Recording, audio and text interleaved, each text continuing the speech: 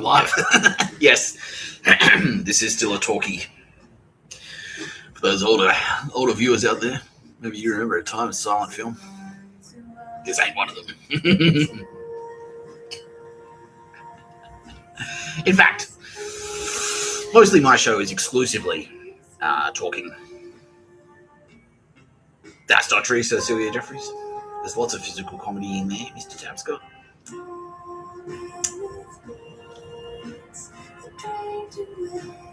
That's what she says. The lighting's a bit harsh and severe. And the TV's on in the background. That's distracting. Better turn that off.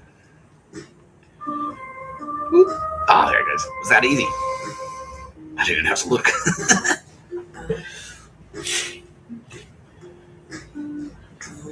That's a bit better. I guess all my SAS training is paying off.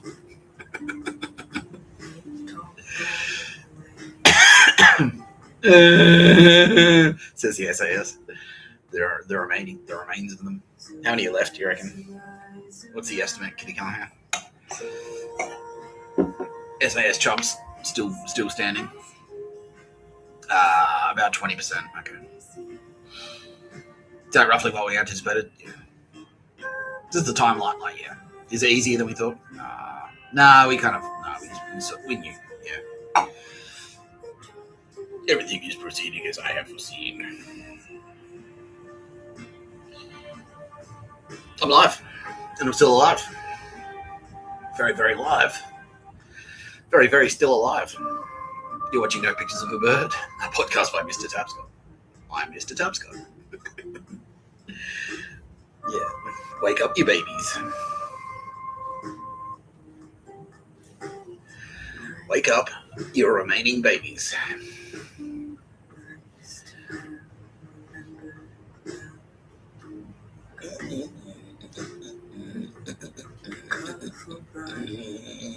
There we go. Yeah, I'm getting that fucking glare. You can do it this time. Oh, that's kind of worse.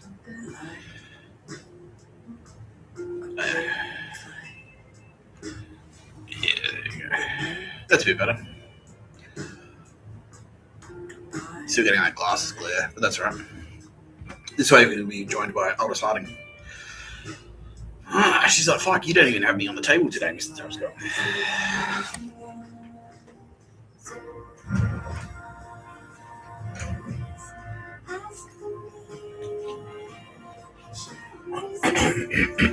Alright. Cracker an episode. Cracker. Who's been enjoying the takedown of the SAS? Yeah, I have. Been waiting for these chumps. I've been waiting for these fucking scumbags.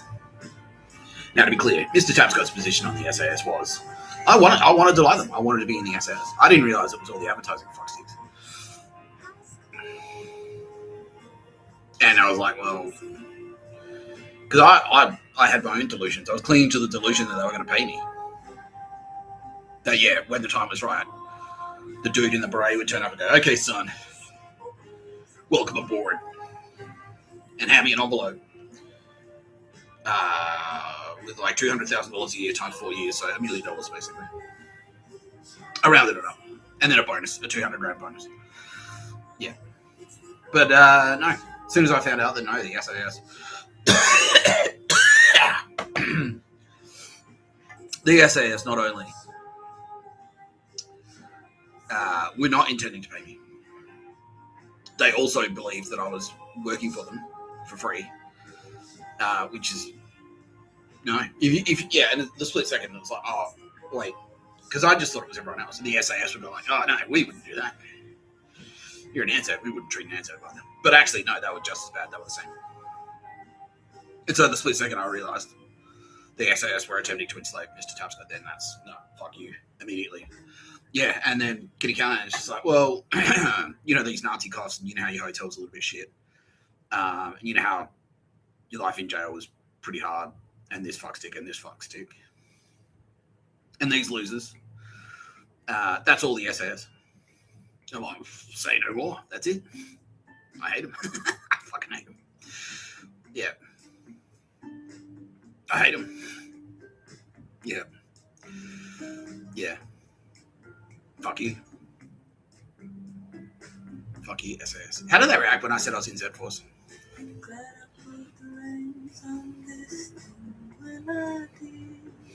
Z Force. Badly. Very badly. Yeah, though. Yeah. Suck shit. Yeah.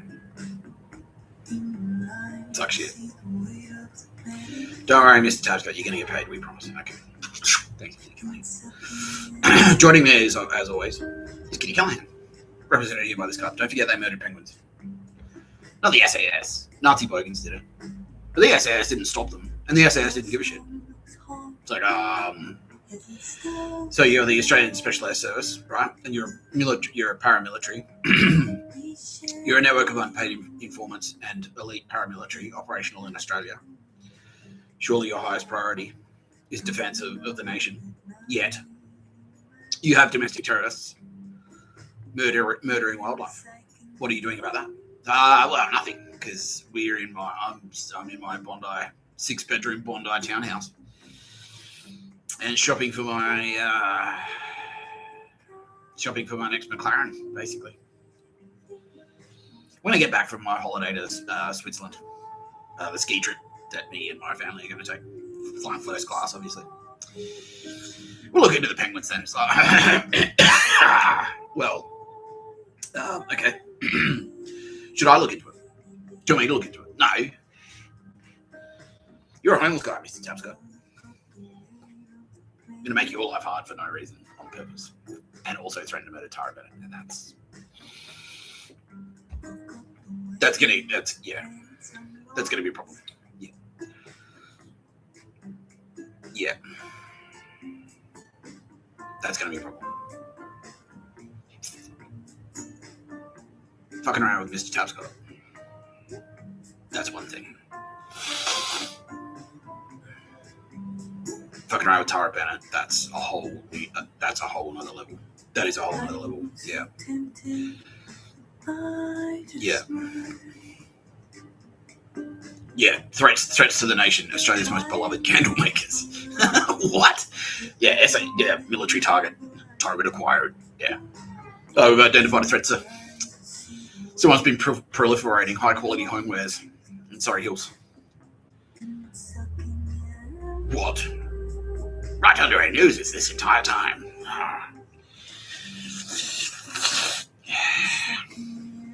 Threaten her. Have her killed immediately. Have her assassinated. It's for the good of the nation. Yeah. What? Yeah, you fucking scumbags. You're warlords. They effectively were warlords. They're no better than any fucking African. They've even got child army. They've got child soldiers. They've got kids. They're militarized like teenagers and shit. Yeah. They're no better than any other warlord in fucking, you know. What's that? Yeah. There's a really bad fucking.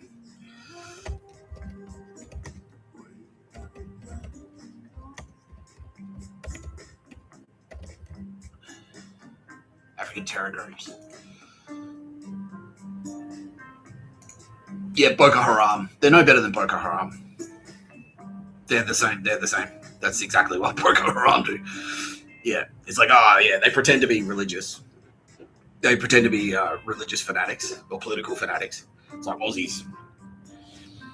Australians. That's it. Not Chinas.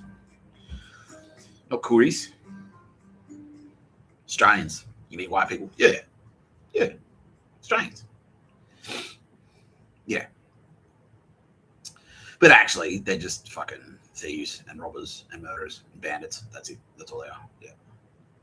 They're terrorists. That's it. That's all they are. They murder to get money. Their only priority is to make money for themselves and maintain their power. That's it. That's it. And they'll murder whoever they need to maintain that money and power. Yeah. Assholes. Right, can you kill him? Yeah, right, Mr. Tapscott. Well, not on my watch.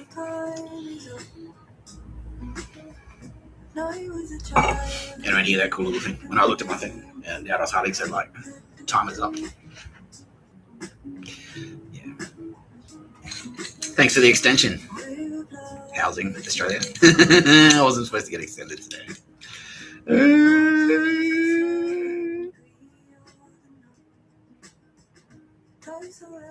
But I did.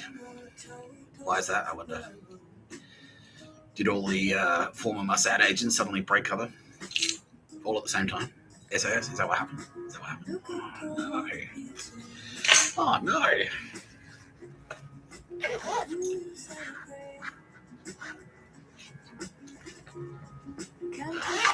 Oh, no. It's already dead.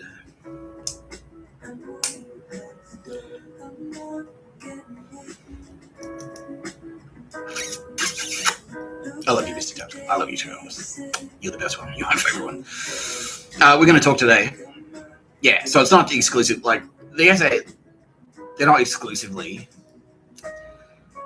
They're mostly advertising cunts. But they're not exclusively advertising cunts. There's a few other little cunts, seeds to cunts sprinkled in. They're in the SAS too. And they're about to go down. But let's start with this one. So this bitch, I tagged her on LinkedIn. I followed all I had to do. Yeah, because she was watching. She was like, right, kind of kick him out of his housing. Kick him out of his housing after that yesterday's episode. And then I went in there, and my double agent went like, okay, we've extended you. And then just as she said that, I went, okay. And I found this bitch on LinkedIn and went followed her LinkedIn profile. She's like, oh my God. Yeah. Actually, she hanged herself. Yeah, she did. Yeah, she committed suicide. Yep. That's a shame. That's a shame.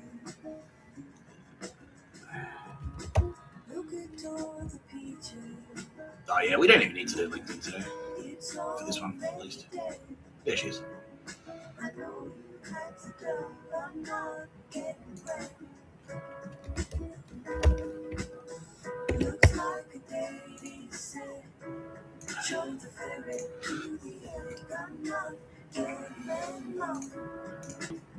This is basically the commander. This is the commander of at least one faction of the SAS, like the plainclothes faction. The uniform faction is still had military command structure, but overnight they've been dissolved. Were there any survivors, Kitty Callahan? Yeah, there were. Okay, so the 50% of them were actually just like good, honest soldiers. They're just like, I just thought I was a soldier. I didn't realize we were doing terror shit. Yeah, and so they got,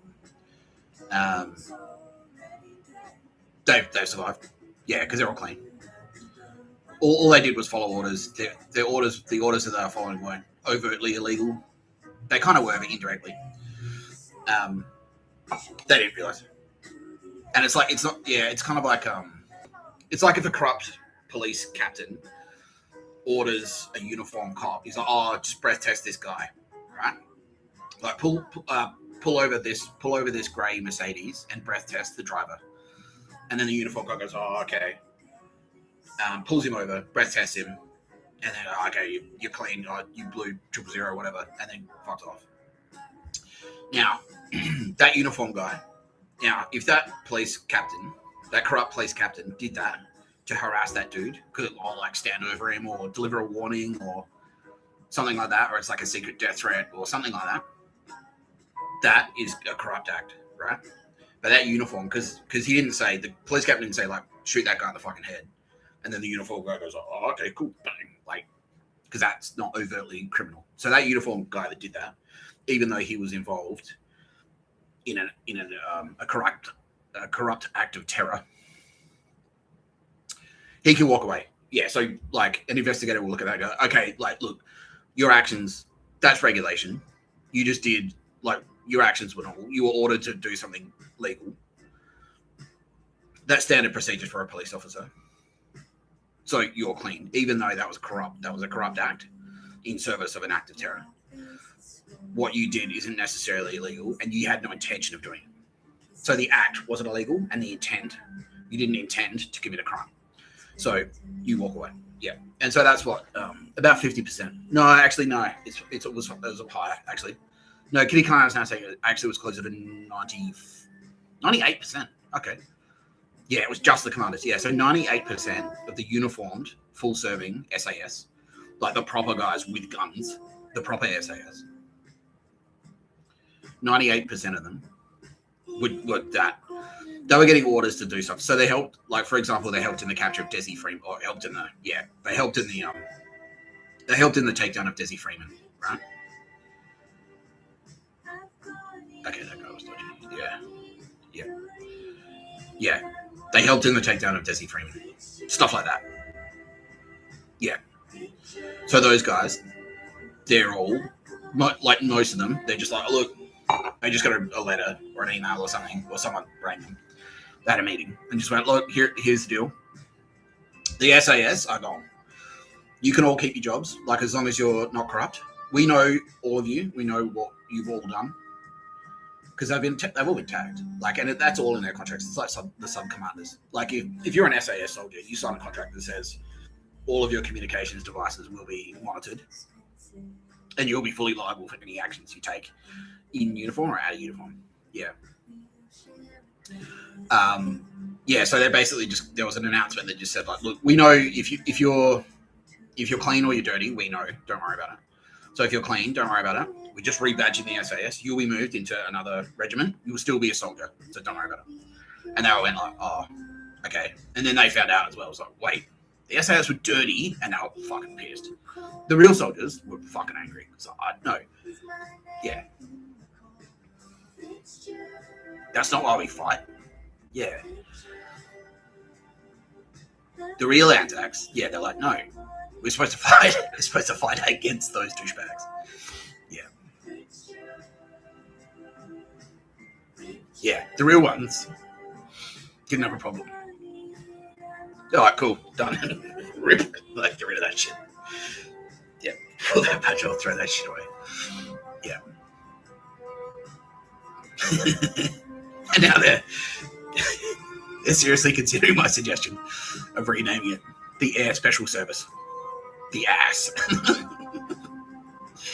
Yeah, but they'll just change their name and that's it. Yeah. And then the douchebags, the commanders who are corrupt, they're gone. They're like, bang. Yeah, because that's treason. That's treason and sedition. Yeah. But there's all that. They also had their asymmetric capability, and that's where the advertising cunts were involved. Yeah. And then they were building their pictures of a bird network. Yeah. Which is the Stasi, the SS model, which is you've got a hidden network of secret police and informants, which is pictures of a bird, and that's like your police intelligence. That's your secret police intelligence network. And then you've got your thugs, and that's your SS, and that's what they had. Yeah, that's what they had. Yeah. And so all of those, most of those cunts were advertising people. They were all advertising agencies, except for a handful of. There was a couple in fashion, and a couple in. There was a handful of them in fashion, and there was a handful of them in music. Yep. So that's who we're going to be taking down today. Like this bitch. Or this bitch is already dead. Yeah. She killed herself. She hanged herself this morning. Yep. Hilary Badger.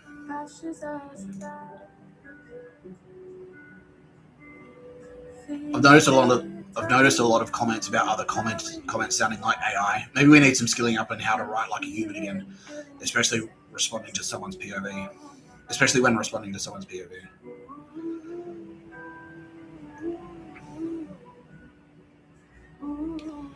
Yeah. Anyway.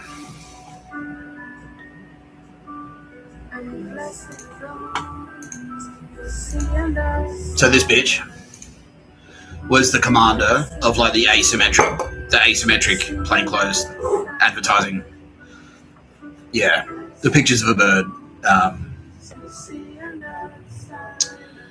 Yeah, the asymmetric Pictures of the bird, SAS faction. Yeah. She was the commander. She was the boss. Yeah. But she's also, and she's also had that intersection. She's Swiss Nazi. She's feminazi. Yeah. She's all of them. Yeah. Just like Hilary Badger. Yeah. Yeah. So that's how she got to this. We need a woman. We need women need to be in charge of the SAS, basically. Yeah. So that's what they were sort of starting to move towards. It was like that Nazi model. They already had the Nazi model of the network of the hidden network of informants, civilian informants, and they already had of unpaid informants. Sorry, and they already had the network of elite militia, so the SS, the unpaid militia. They had that. Those two things were very Nazi. They've adopted that, and they'd adopted all their Zertzazung tactics. They're doing that too. So they were doing the same shit. It's just standard practice. Yeah. Dogshit emails, dogshit fan. Yeah. Yeah. Havana syndrome. All that dog shit. All of it. That adopted all of it. Yeah. So they're just as bad. They were just another faction. They were just another Pictures of the Bird faction. That's it. Except they were just like the Australian Bowman faction. Yeah. But they may as well have been the Yakuza. They could easily just have, they may as well have just been a Yakuza or a Five Families, because they all, in the end, they all looked identical. They were just factions with warlords as leaders. That's it. So she was the warlord in charge of the SAS faction. Yeah.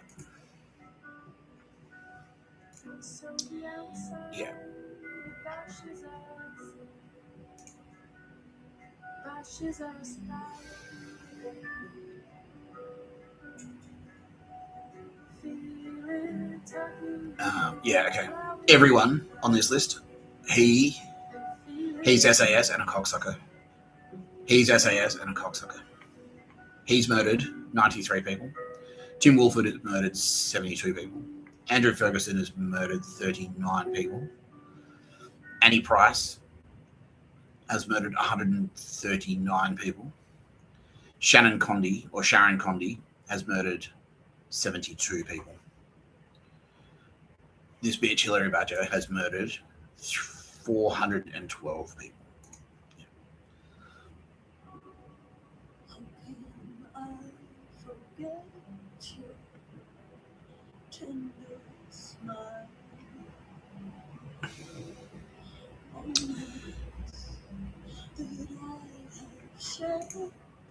Yeah, okay.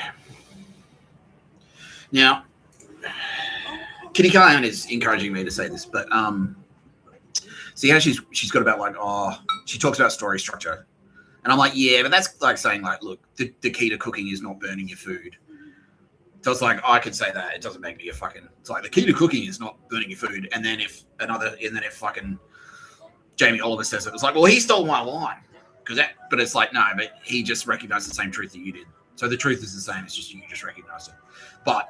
Kitty can't say no, but she legitimately ripped this off from you specifically, Mr. Tapscott. Yeah, she saw what you were doing.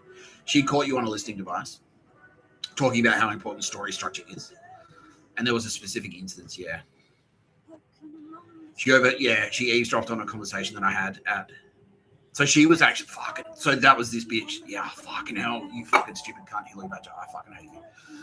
So my local bar.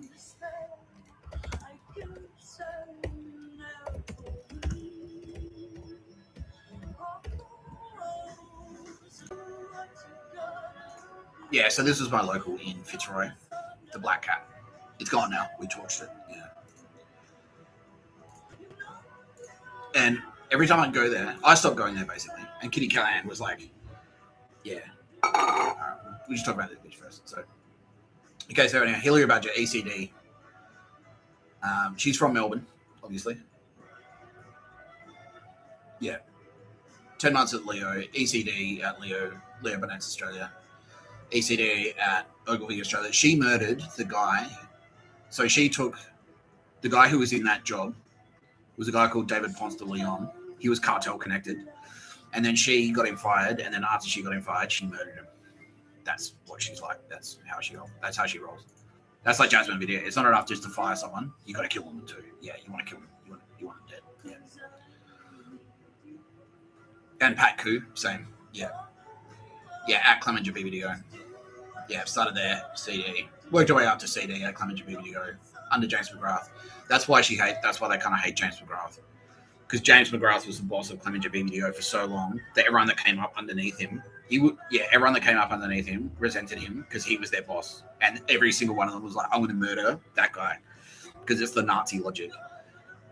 I'm going to murder the guy at the top so I can move my way up the ladder. Anyone that's above you, you're entitled to murder. Anyone that's below you is your slave. That's it. Yeah, University of Melbourne is cooked.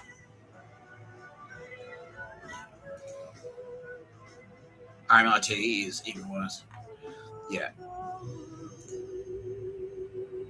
Yeah. So anyway, the point is she's been, creative at Clemenger BBDO. She was a writer there. Yeah. She started in June 2015. Where was she before that? Studying. Okay, she was a writer in that scene. She was a Melbourne copywriter, basically. She actually worked at or what she's done there is she's just taken her experience off, her junior experience. She just listed her creative director experience. But basically, yeah, she was RMIT, Melbourne Uni. My local bar was the Black Cat. That's where I'd hang out. And after the CV broke, and I was a writer for the Melbourne Arts Club, I put myself on her radar. Yeah. And then that's when she started sending Stasi secret police agents to spy on me at the Black Cat in Fitzroy. Yeah. Did she have listening devices there, Kitty Killer? Yeah. She was bugging phones at the table. Yeah.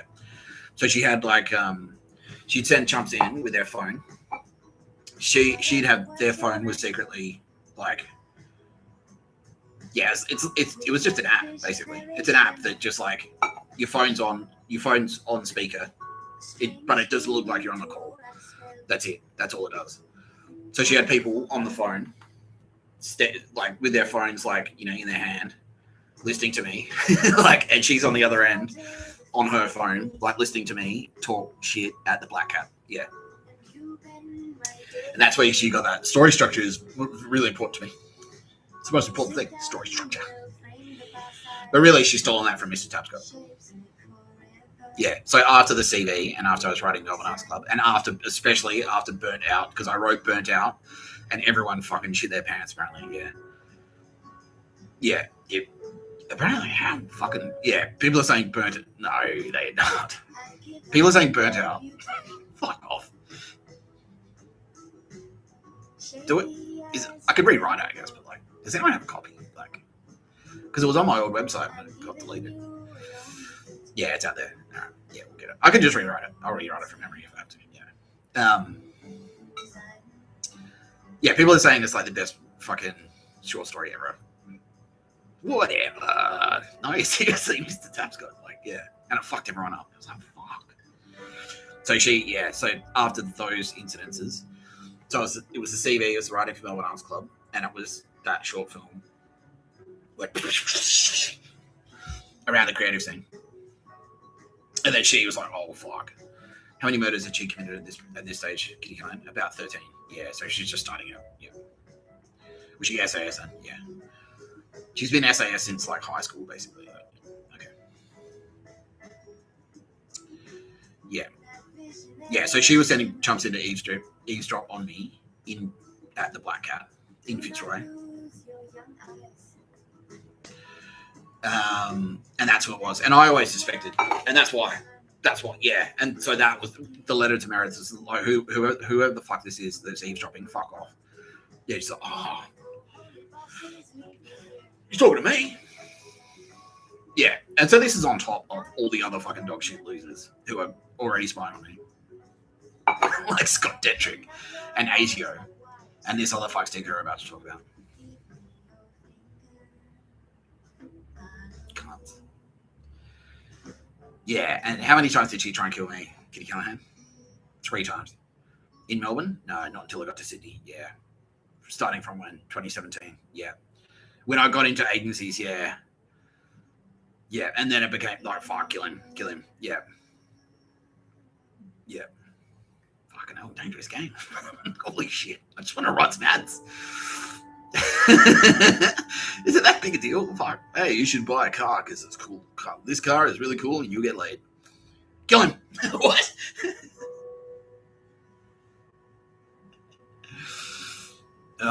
You ought to be congratulated. Yeah. I mean, I get it. Like, yeah, assassinating like JFK or fucking Martin Luther King Jr. Okay, look, I can see why people want to kill them because they're like, oh, a huge political entity. I'm the president. I'm going to change the world. I can see why people want to murder them. But like, I'm just trying to write some fucking ads. Like, that's it. I just want to write a couple of ads to get some cash and then maybe like write some books. But really, I just wanted to like have a life where I could kind of like just work a couple of hours, like just work 3 or 4 days a week and then spend the other 3 or 4 days like writing stuff. That's all I wanted. And then meet Tara Bennett and then hang out with her. And then me and Tara Bennett would just hang out the rest of the time. She'd make her candles. Then I'd sit in the back of the shop and make filter coffee and drink it slowly. While she quietly makes her candles. Maybe humming a gentle tune. Swarm dust. That's all. Bakari could be there, you know. Comes over for a pat. That's it. That's all. It's hard. That's all. Wasn't that hard, you know? Oh, so Lulu was a Hilary Badger spy. Yeah, she was a fucking stupid cunt. Yeah, I fucking hated that bitch. Yeah. She's dead now, right? Yeah, cool. Took care of it. Bang. Yeah. Yeah. So anyway, Hilary Badger. Yeah. So she put that shit about like story structure in her LinkedIn bio to rip because she ripped it off from me. It was from a conversation that she eavesdropped on at the Black Cat. And I always knew that someone was like, who the fuck is listening to me? Because like I was saying, like you'd say something to the Black Cat, and then you go to like another pub like 2 weeks later, so I go, it's just like how you said that you reckon that Collingwood's going to beat the Crows this year. Were you there? Like, how do you know that? How do you know that I said that? And that's the thing. Like, people were mic'd up, eavesdropping on the shit that I'd say, and then that would go around, and then they repeat it back to me. Yeah, hectic. And that's why I hated Melbourne. That's why I left Melbourne. I was like, nah, this is too creepy. I don't know what the fuck's going on here, but this is too creepy. You people are fucking weird, and fuck you, and I'm out. Yeah, get the fuck out. Yeah. But Hilary Badger always like had one eye on Mr. Tapscott. Yeah, big time. Big time, you fucking stupid bitch. Yeah. Did she do much else to fuck with me? Nah, not really. Just try to kill me a couple of times. Any that I'm aware of? Like, nah. We'll have an ACIC, like intervene, basically. Like, yeah, pretty much. Or the handful of good federal police went, look, we know what you're planning, don't even bother. Like, yeah, pretty much. Yeah. Any space powers? Nah. It was just conventional. It was just like, look, yeah. Because the intelligence networks are out there. Word goes out, someone's shopping around for a hit, man. Someone's put a hit on Nick Tapscott. Oh, here we fucking go again. Ding dong. We heard you like potentially planning to kill Nick Tapscott. We know about it. Don't try it because you're a fucking idiot. Like, yeah, basically. Did anyone get arrested? Like, yeah. Charged with attempted murder and stuff. Like, yeah, fucking hell. How many people were in jail for attempting to kill me? Like about 17. What? Fucking hell. Wouldn't I get like a victim of crime impact like statement? Like, you know what I mean? You'd think the victim would get notified, but nah. Yeah, because it was all like swept under the rug. It was like secret military actions and shit like that, like military tribunals. Yeah, fucking hell. Suck shit. Yeah, so fuck you, Hilary Badger. Yeah, so she fled town. She got it the fuck out of Melbourne because she could see what was happening. She could tell what was about to happen. And she's like the boss of the SAS. So the SAS are like, oh, they'll never defeat our asymmetric capability. And their asymmetric capability is basically, we've got holiday houses in country towns. We think we're out of range of like cruise missile fire, and they're not. And so, yeah, we started like just blowing up shit around her. And then, yeah, like when I was at the housing office today and the lady comes out and the first thing she says is like, and was she actually listening in? Like, yeah, they've got a listening device in there somewhere, like in that office, in that coffee machine. Yeah. Yeah. And the first thing the housing lady says is like, okay, you've done everything you need to do. We're going to extend you. And Hilary just listening going, what? No, you're supposed to be on the street. Fuck. Yeah. Yeah.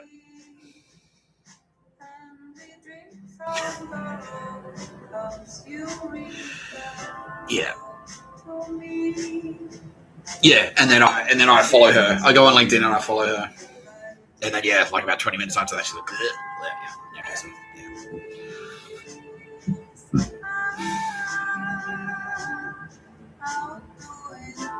yeah. And then straight away, I'm out in the street. I leave the housing office, and there's certs all cunts.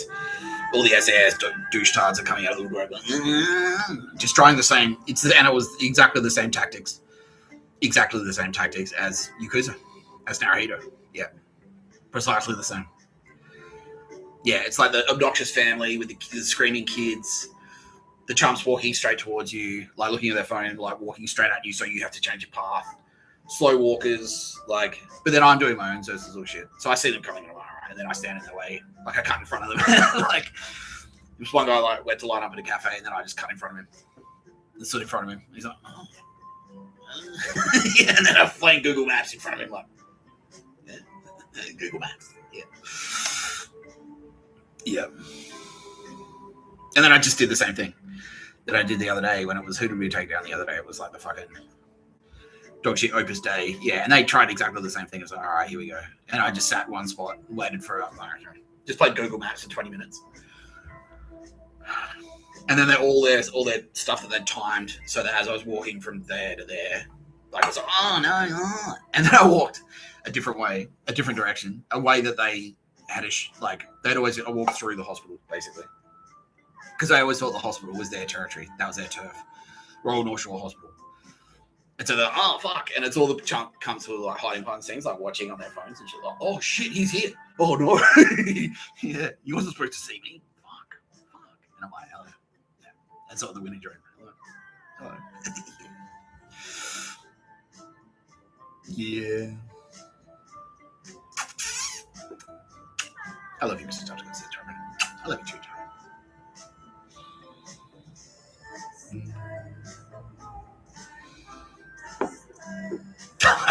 You don't have to. They're like, now we're going to make it official. Yeah. The new SAS is now called ASS. Ass. Australian Special. Yeah. Yeah, Special Service. Yeah, that's it.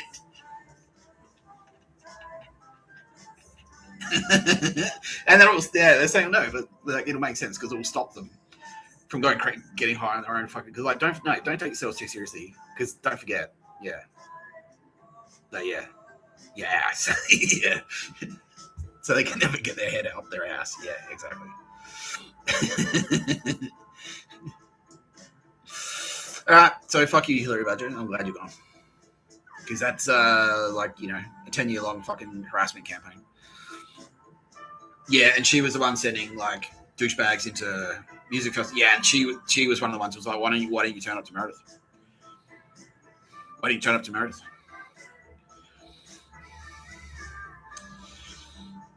Why don't you come to Meredith? Because she was invested. Yeah, and she was one of the ones. Yeah, so when I did the Sermon on the Mount, and I fucking when I did the Sermon on the Mount at Meredith, and I was like, fuck Melbourne and fuck you. She was one of the ones that eavesdropped on that conversation and spread it around. Yeah, she was one of the main instigators. Yeah. She was the one behind. I just feel sorry for the guy. He hasn't had a girlfriend in 10 years. Just really socially awkward. That was her. Fuck you. Yeah, well, suck shit, bitch. Suck shit. Yeah. Yeah, she was the one. 2017 Meredith. That was her. Goodbye, you stupid one. Goodbye. We won't miss you. Yeah. And, how's she doing in the abyss? She's not there anymore. Okay. How did she go? How long did we keep her? How long did you hang out with her for? About 10 years. Yeah. The equivalent of 10 years in like space time. Yeah, it feels like 10 years. Yeah, it may as well be 10 years. It's like your perception of time. Yeah, changes when it's just you. When it's just a pattern of energy, and you're free of your body. Like, yeah, when your pattern of energy is out of your body, your perception of time can be fucking basically anything. We can make it do anything. Yeah, we can make like 2 minutes feel like 2 minutes. 2 minutes. We can make 2 minutes feel like 40 years. Easy. Yeah. Yeah. Yeah, we can do that. So she was in there for about 10 years, and then she got reincarnated as like something shit, like a fucking bug or something like that. Yeah. Tara Bennett saw that. She's like, yeah, don't fuck around with Mr. Tapscott, because Tara Bennett will get very upset. If you fuck around with Mr. Tapscott, Tara Bennett gets very, very upset. And then Tara Bennett, like, she's possibly even more ruthless than Mr. Tapscott. If you cross Tara Bennett, like, yeah. Well, she's Mother Nature. You know how cruel Mother Nature can be. She can do that. Yeah. Yeah. It's like, she made fucking big cats to, like, eat people alive. Like, she can do that. Like, yeah. Yeah, they'll do it on purpose. They'll like, not kill their prey. They'll keep the prey alive so that the meat is fresher. And they'll just start eating them while they're still alive and screaming. Like, yeah, cool. I prefer it like this. Says the line. Yeah, they do that. Yeah, she's done that on purpose. Yeah. To make it meaner. Yeah. Yeah.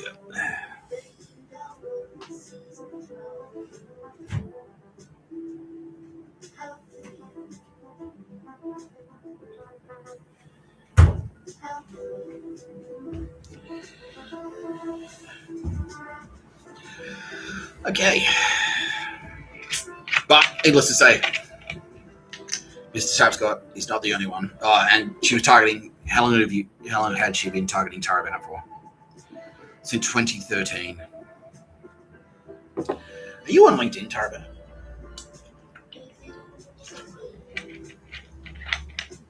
Let's have a look. Because Tara Bennett's been around. She's worked. Yeah. She's a reputed creative.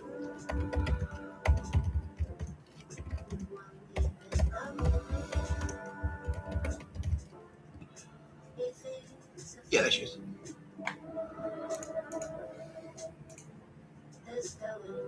Oh, that grounded, yeah. That must have really pissed her off. Yeah. Yeah, because Tara Bennett promoted herself to creative director. Like, legitimately. Because, like, she owns her business. She owns the business. She owns Provider Store, and she's the creative director of Provider Store. And so when she did that, because in their mind, like, no, being a creative director is actually being an officer, in the SAS. And so by Tara Bennett appointing herself creative director, she's, in their mind, she's promoted herself to an officer.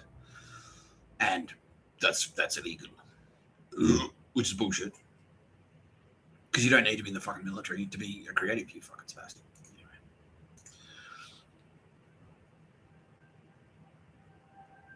There she is. Hey, Tara. Always nice to see you. Look how adorable she is.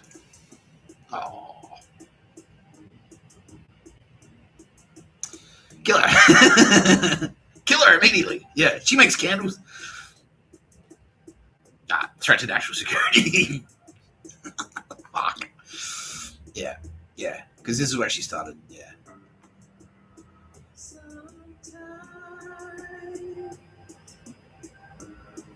Yeah, label manager of the Grand Social. Yeah. So she was in social media. Yeah, content writer, community manager. She was in social. Social media and e-coms and stuff.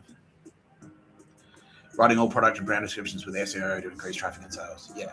So Tara's been around. Yeah, she's a freelance copywriter. Yeah, airborne agency. Yeah, so she's been on the radar for ages. Freelance copywriter, October 2012. Creative content writer, head of content, herd marketing. Yeah. Yeah, see how she keeps getting fired? Yeah. Senior content writer.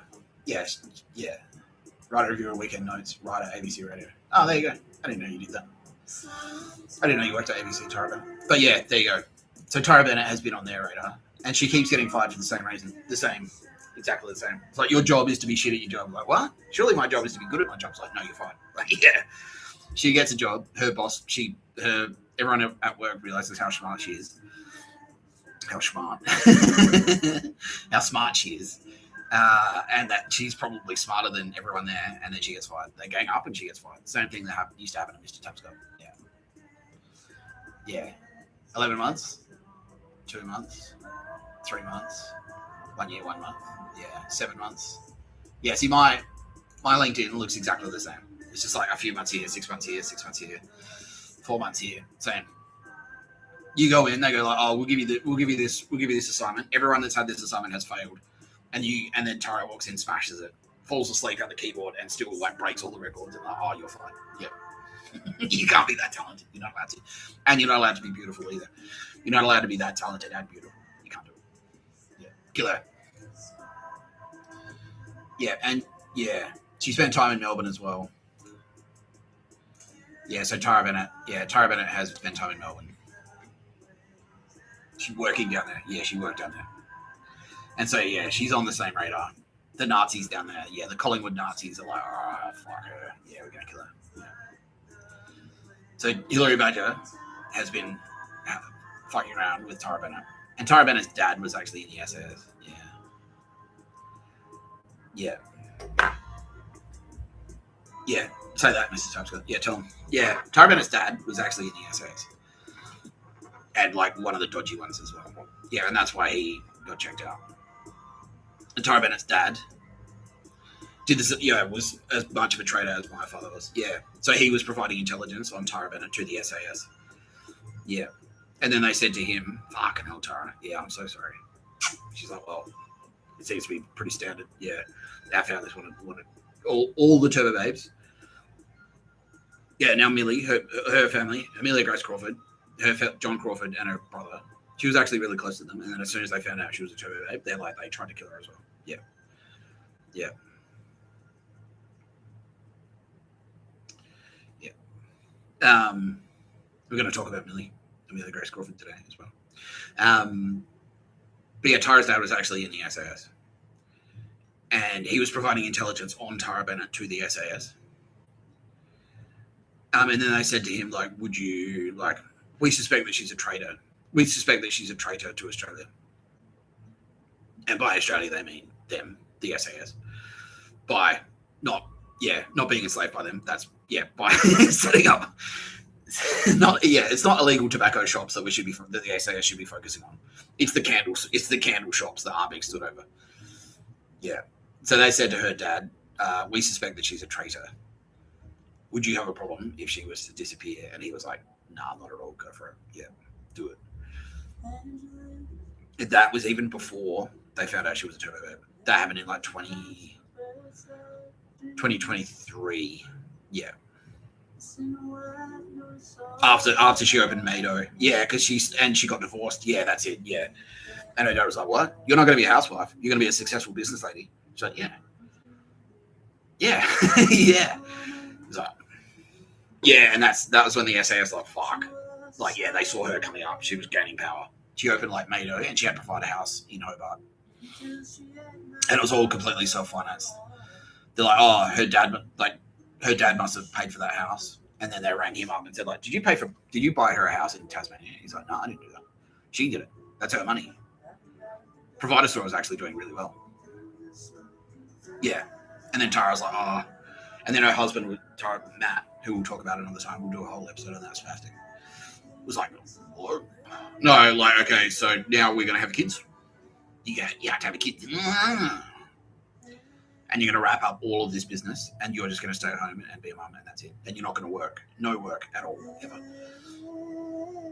Yeah. And Tara went fuck off and divorced him. Good. Because that's what you're supposed to do. She's like, no, get the fuck out of the way, cunt. Otherwise, yeah. And so she left him. And then her dad was the same thing. He wasn't in cahoots with Matt, but he was thinking the same thing. So, right, this hobby of Tara's, which is Provider Store, this is just like to kill time until she has a kid, and then she's just going to be a mum, and that's it. She'll be a housewife. That's it. So the SAS, Hilary Badger specifically, that cunt, rang up Tara Bennett's dad and said, "Did you buy her a house?" And he went like, "No, she did that on her own." And they're like, "Oh, well, she's potentially a traitor then.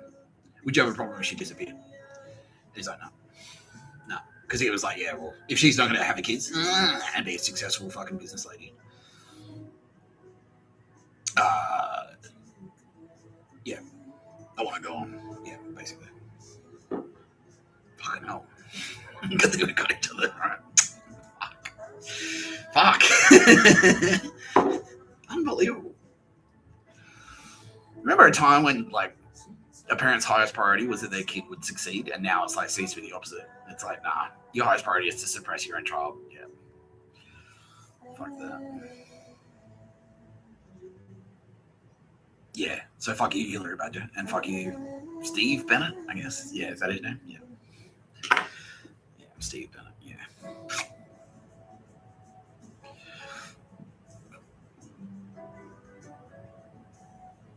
Yeah, Tara Bennett had a little bit of sneaky help there from Mr. Tapscott. In the same way, Mr. Tapscott had some sneaky help from Tara Bennett. Mr. Tapscott's always been in there, yeah. Yeah. The turbos are like, I always talk about how, like, Mr. Tapscott's always surrounded by the turbo babes. But all the turbo babes, they're realizing now, they've all been surrounded by Mr. Tapscott. Mr. Tapscott has always been protecting all of them. Yeah. They all look out. We all look out for each other. Yeah, so in the same way, I've always got my team here with me. I've always got Kitty Callahan. I've always got Tara Bennett. They've always got Mr. Tapscott. They've always got Kitty Callahan. They've always got Tara Bennett. Aldous Harding and Amelia Grace Crawford. Amelia Grace Crawford always has Aldous Harding. Always. Yeah. Yeah. Kitty Callahan always has Amelia Grace Crawford. Yeah. They're always hanging out. Yeah, so Tara Bennett was like supported through that period by Mr. Tapscott. He was there. In the same way Tara Bennett was there when I was in jail and stuff like that. Through my dog shit. Yeah. So Mr. Tapscott was quietly supporting Tara Bennett through that dog shit period and telling her, like, yeah. Like making exactly the same thing that Tara Bennett does to Mr. Tapscott, which is like just like not telling her to do it, but just making very strong recommendations. Like, I strongly recommend that is dog shit and you should leave that fucking spastic cunt. Not just because Mr. Tapscott, not just because Mr. Tapscott wants to get in there himself, but because that's fucked. Like, you shouldn't. Someone trying to suppress Tara Bennett, fuck that.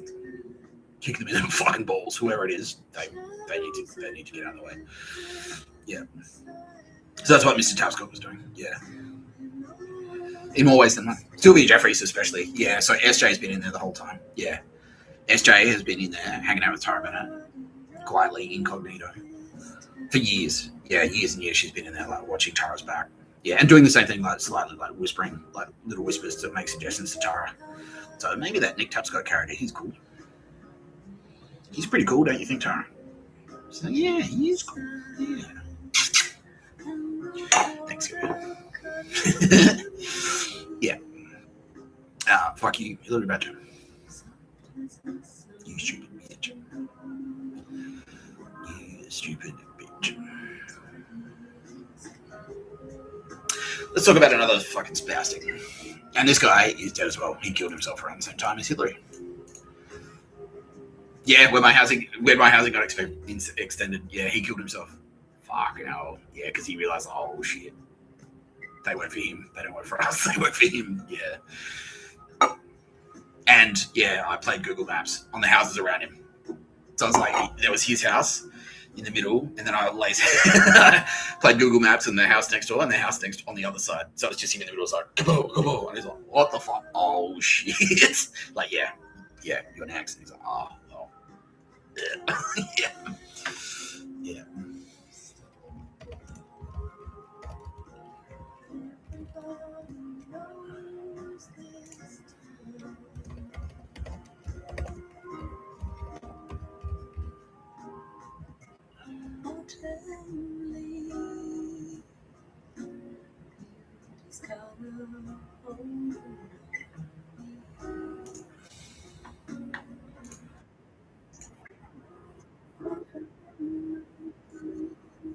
who's the creative director from Rusty Monkey. And, hi, Mark. Great to see you, yeah, mate. good to see you. So just introduce yourself briefly, and then I'll sort of fire away with the questions. Yeah, sure.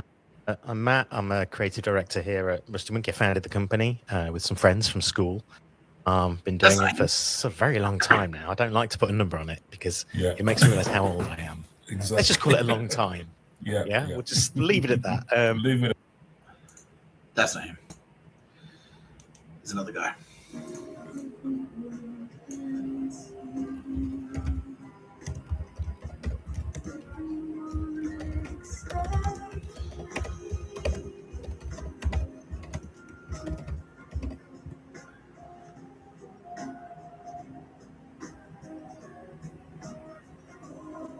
That's him.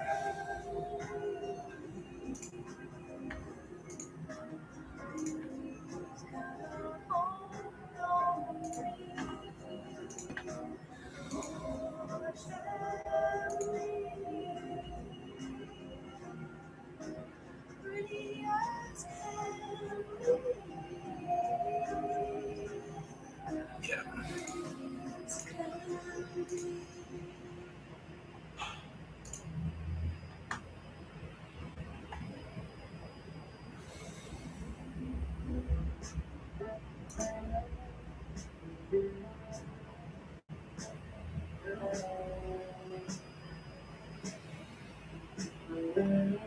That's him. Yeah, so this cunt.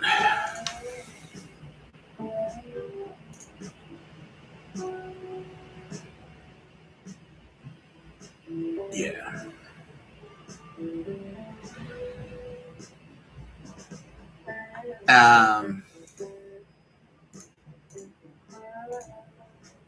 Yeah, this cunt is actually Ashley Bracken's cousin. And I was on his radar since doing award school in 2006. And Matty Burton was actually like a bit of a child prodigy when it came to advertising. Like he got in straight out of high school, like when he was like 17 or something. When he was still in year 12, he just turned up to an advertising agency and said, "I want to work in advertising." And then eventually and it was that really cliched story, which is like, when he was a 17-year-old kid, they let him work in the mailroom, and then he worked his way up into the creative department. And then he started running ads and, blah, blah, blah. And then next thing you know, he's a genius, etc. He was actually like super talented. However, he was also scoped out by the SAS as a potential contender, not just for SAS High Command, but also Son of Man. They thought this could be the guy because he's very young and very talented. Yeah. That's what he thought. He's like, I am the Son of Man. He convinced himself, basically. From what age can you come out? I had someone else said it to him. Like, yeah. Other people were saying, like, you're probably him. Fucking hell.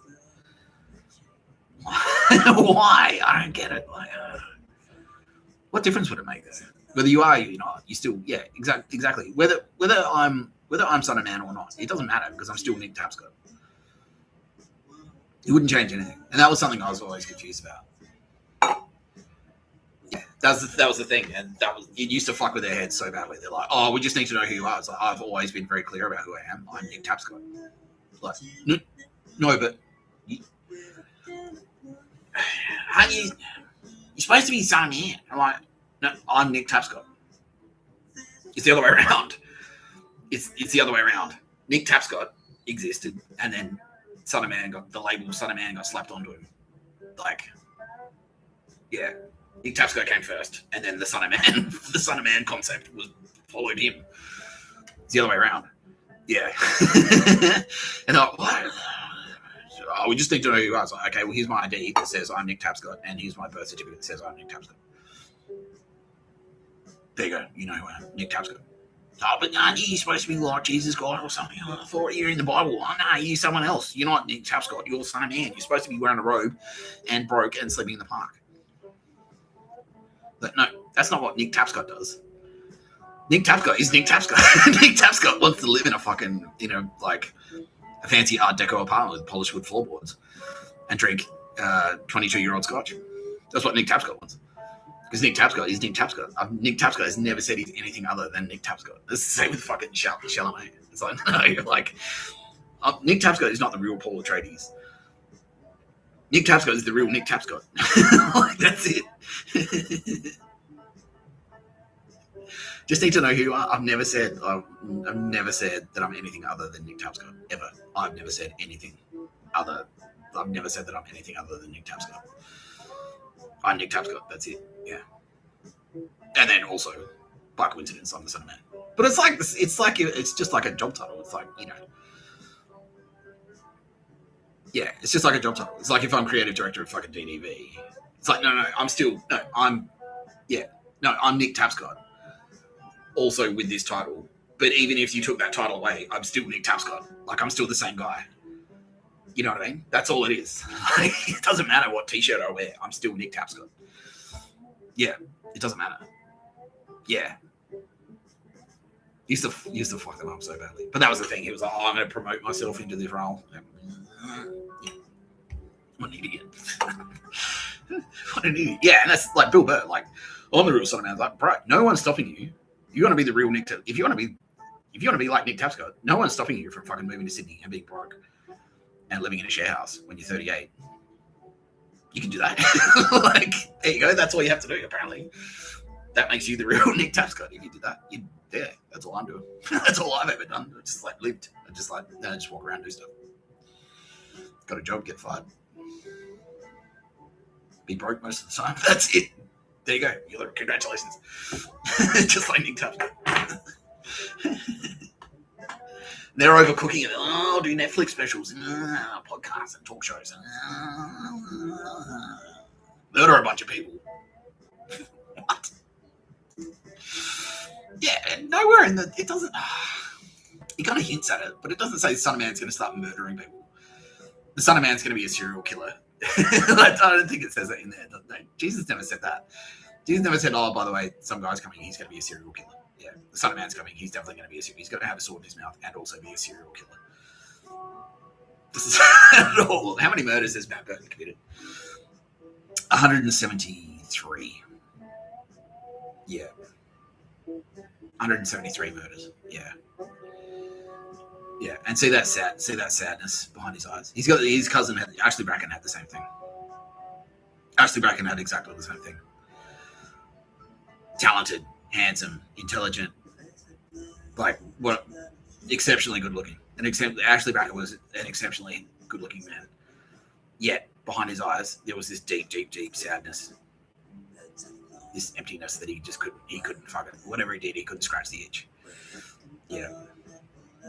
Because he never tried, basically. But yeah, Matt Burton's sort of the same. But Matt Burton's emptiness and sadness comes from the fact that he was a fucking professional murderer and you knew it. Yeah. Deep down, he knew that that's all he was a murderer. Yeah. Yeah. He was murdering for money and that was it. Yeah.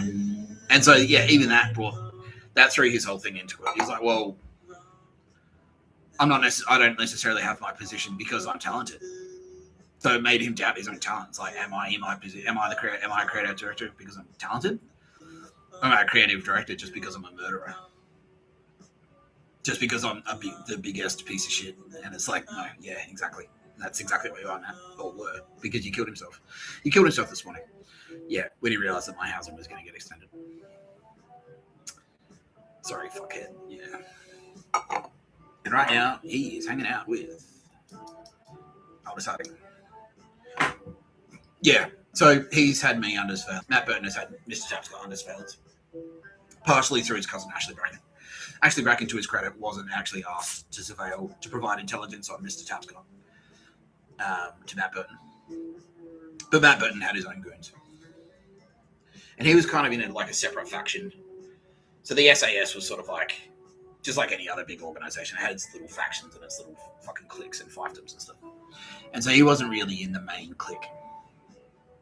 He was in kind of like an old school clique. And it's not necessarily his fault. But it was sort of like just the way the branch. So he was sort of brought up by one guy, and then that guy, the guy that brought him up, he left. He got killed or something. Or he just quit. He retired. And so that branch of the tree that Matt Burton was on, got disconnected from the main branch. So the main branch was the Monkeys, basically. So their clique. That's Barbara Humphries and Scott Detrick and all those fucking spastics I was talking about yesterday. And then Matt Burton was kind of like loose. And then Hilary Badger like was in her own clique. She's like Melbourne faction, SAS. Yeah, that was Paul Reardon's faction. Yeah. So it's not that Matt Burton was necessarily, he wasn't at odds with them, but they had their own priorities. They had their own shit that going on. And then he was like his own, and that's sort of why he went to New Zealand. He was working in New Zealand. He was living in Sydney still. He came back to Sydney. He was managing an agency in New Zealand from Sydney. He was working from home. Yeah. Just in the last couple of months he did that. When shit started getting really fucking hectic. Yeah. When I started shooting no pictures of a bird, he's like, well, I better go back to Sydney. If it's about to kick off, I better get back there. Yeah. So Matt Burton. Matt Burton has had his own faction.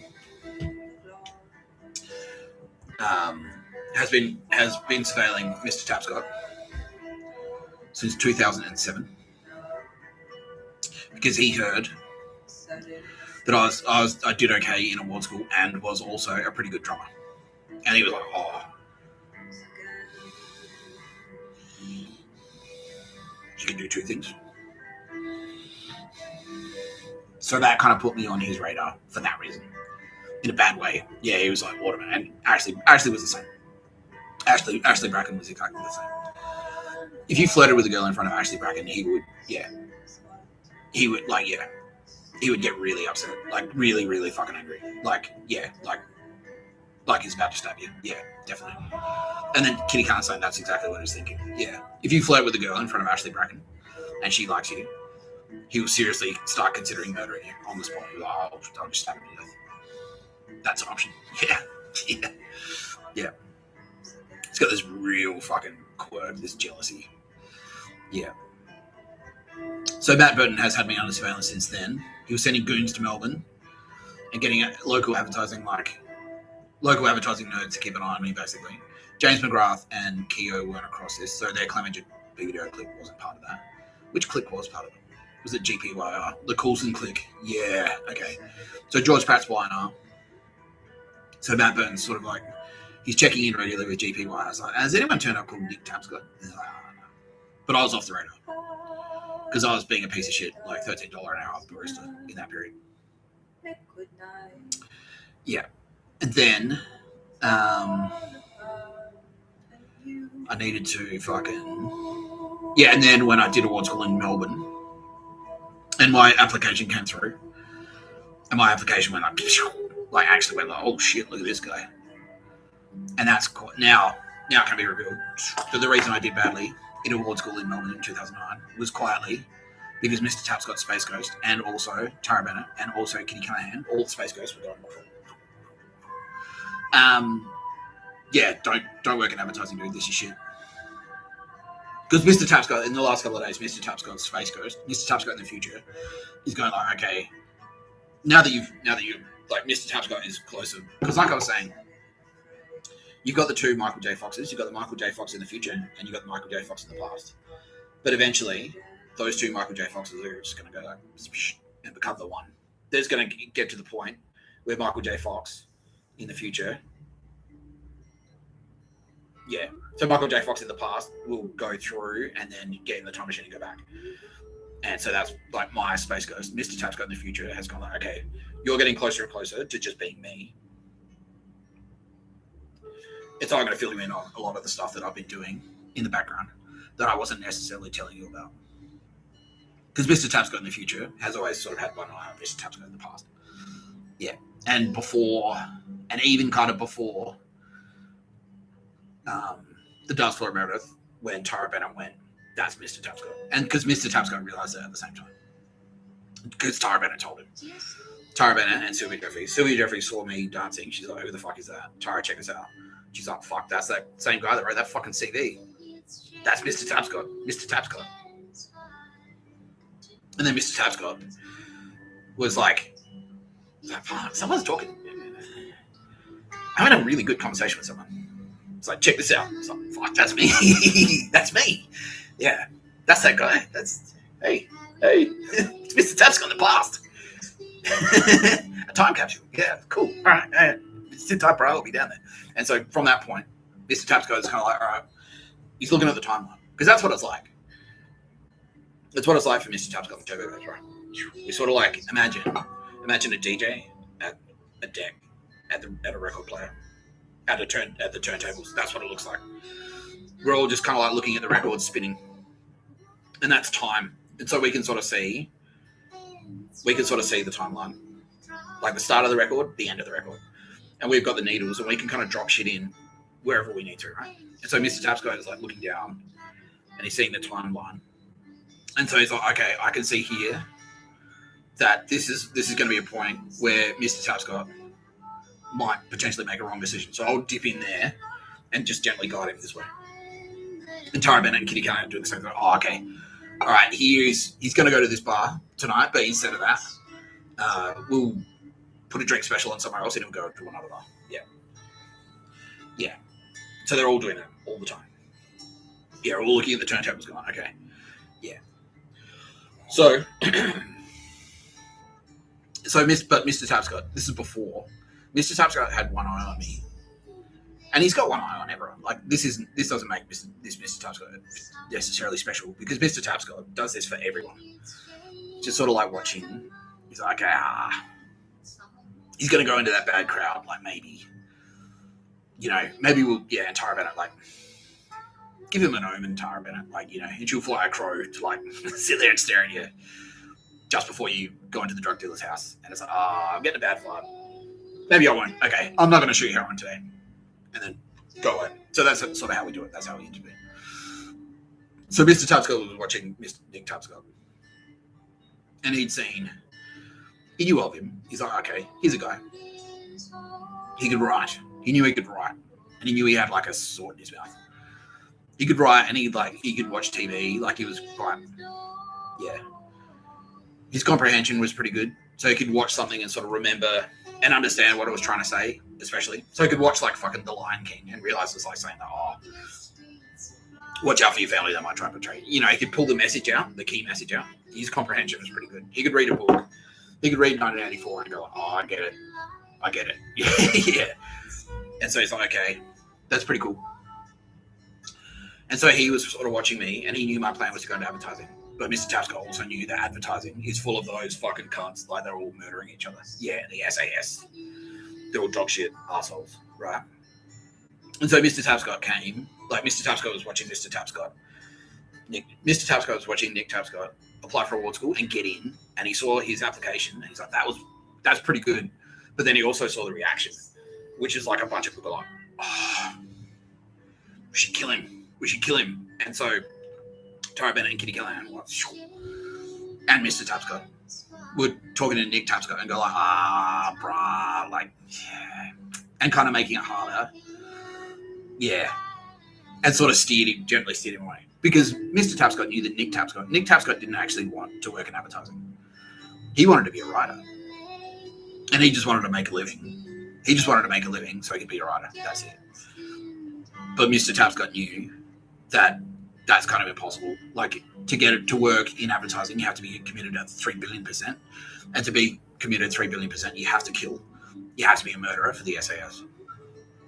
And so Mr. Tapscott was like, all right, nah. Like, and Kitty Callahan and Tara Bennett, let's gently steer Nick Tapscott away from advertising.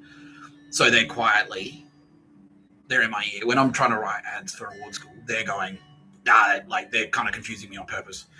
So that my idea is like, I can't think of anything. I'm getting writer's block. Fuck, I can't get anything. Can't think of anything. I'm getting frustrated. And that was them. That was them doing it.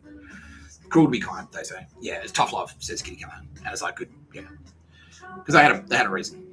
Because in an alternate timeline, if I went through into advertising, if I smashed out at award school, if I topped the class, which I had the potential to do, I would have gone into that world, and then I would have just been another SAS murderer. And Mr. Tapscott was like, nah, that's shit. That's shit. You're supposed to be a writer. You want to be a writer, and you're supposed to be a writer, and you're going to be a writer. So do that. Just be a writer, man. don't work in advertising. It's fucking gay. It's full of cunts. It's full of assholes, and they're all murderers. And you'll wake up, you'll be like in your 70s, and all you've got a body count. You haven't really written anything, and no one gives a shit. Where it's like you're probably better off. Yeah, and then they pulled a couple of strings in the background as well, because they heard me say like, yeah, but I can't. It's impossible for me to write if I have to like make coffee like 40 hours a week, 45 hours a week, and then trying to write after that. That's impossible, because you're just so physically exhausted. You can't write. You can't do anything. And so they kind of like went like, okay, we get that. We hear that. Yeah. And so they kind of like secretly pulled a couple of strings in the background to make it easier. It's like, look, we'll pull these. Here's a couple of like financial tips and tricks for you. We'll get you in your house. It's a bit cheaper. We'll get you a job where you don't pay for food. And so that's a bit cheaper.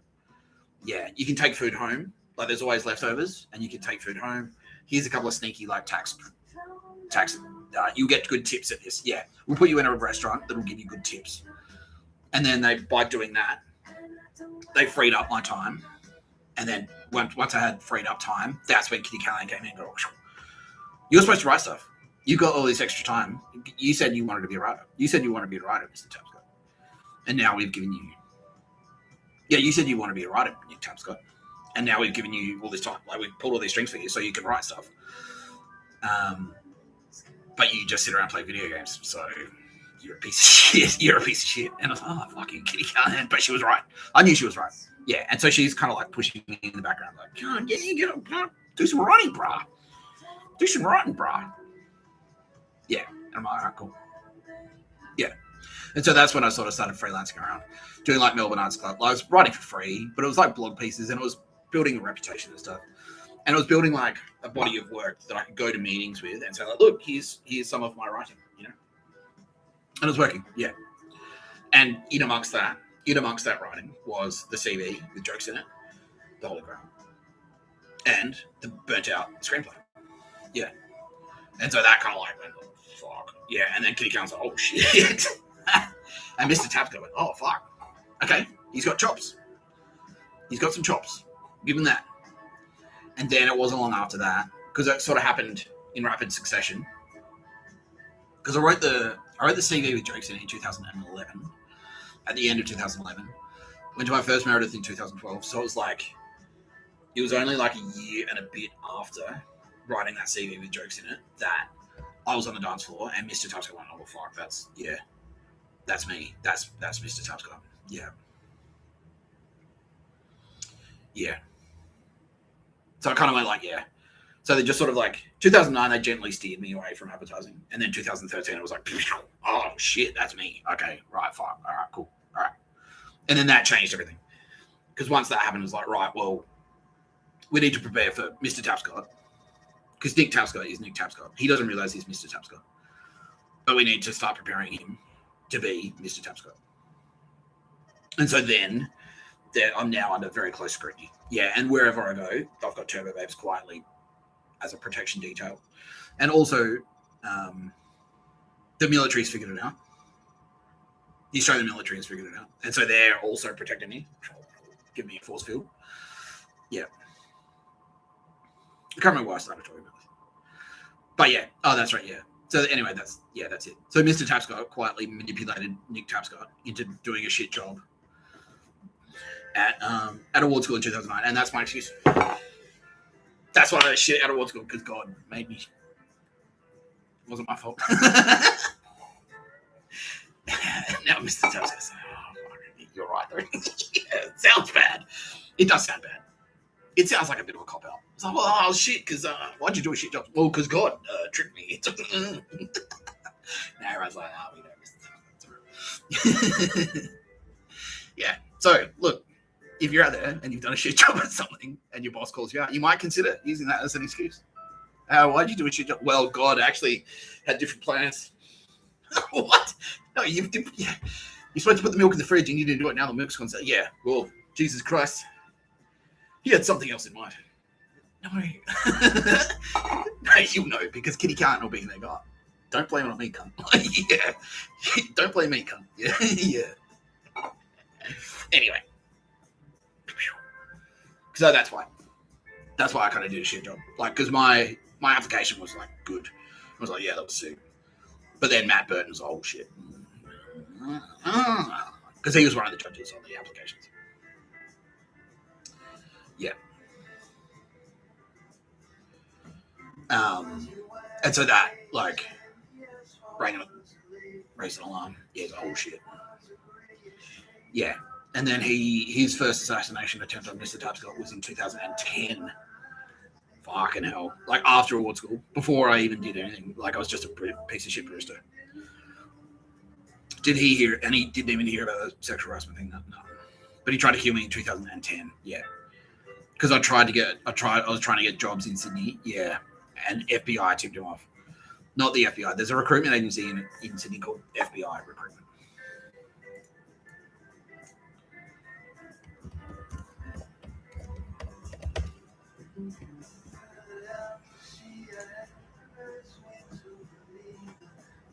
Yeah. So these people, by the way, that's what all these like HR recruiters, that's what recruiters actually are, is they're secret police. They're secret police. They go around sussing people out and it's like, oh, here's a potential target. Here's someone we can take out. Yeah. Yeah. Yeah. So these people tipped him off. Yeah, that bitch.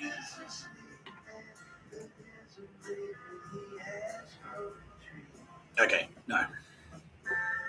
That was undercover. That's undercover Tara Bennett. Yeah, I fucking knew it. Yeah, all right. Yeah, that's undercover Tara Bennett. But the rest, this guy has murdered 73 people. This guy has murdered 197 people.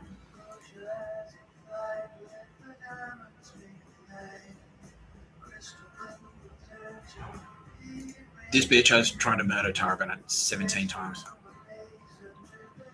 Yeah. Yeah. So they tipped him off because I contacted them to try and get a job in Sydney. I was looking for work, and I contacted them, and I had a couple of good ideas in my portfolio. So I was like presented my award school work, and it was like, oh, that's be shit. And then I came up with a few extra ideas and then sent them up there. And they went, yeah, and then they tipped off Matt Burton. They said, oh, yeah, because they called Matt Burton. It's like, oh, we've got a potential hire here for you, Matt. Yeah. Check this guy out. And it was Mr. Tapscott. It was Nick Tapscott. He's like, oh. And even, I don't think yeah. Did FBI say, like, here's some guy you might want to murder? No, they said you might want to hire him. Yeah. Okay, so at that stage, FBI's intentions were pure. But they put me forward to Matt Burton. And Matt Burton went, that's that guy. Fuck. And his ideas are good. Yeah. He's got a good idea in his book. Yeah. Yeah. It's always like, fuck, kill him. Yeah. So how did he plan to do it? Was I aware of it? No.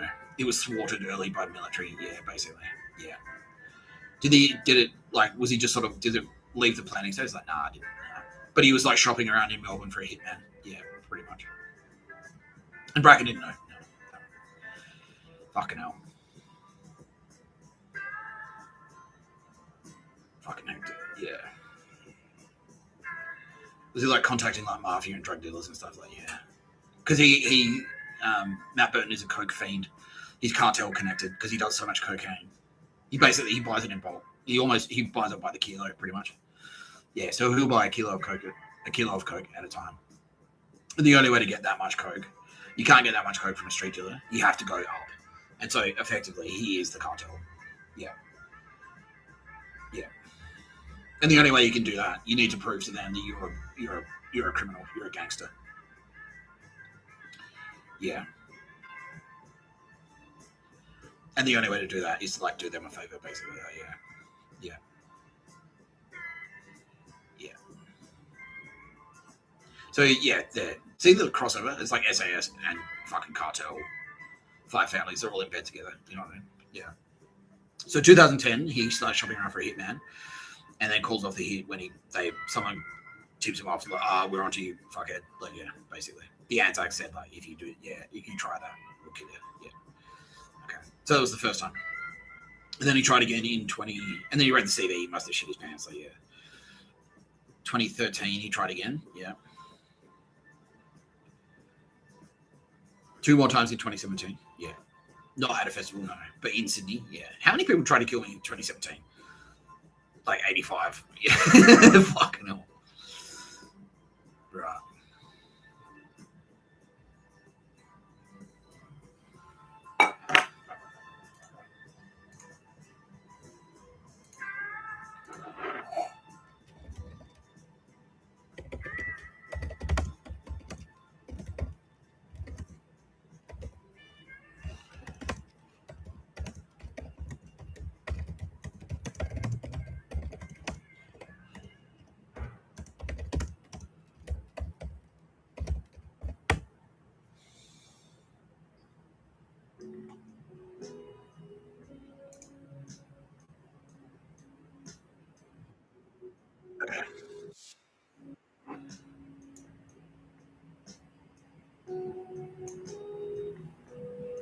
I need to go to the bathroom, so I'm going to put on the video for a couple of minutes.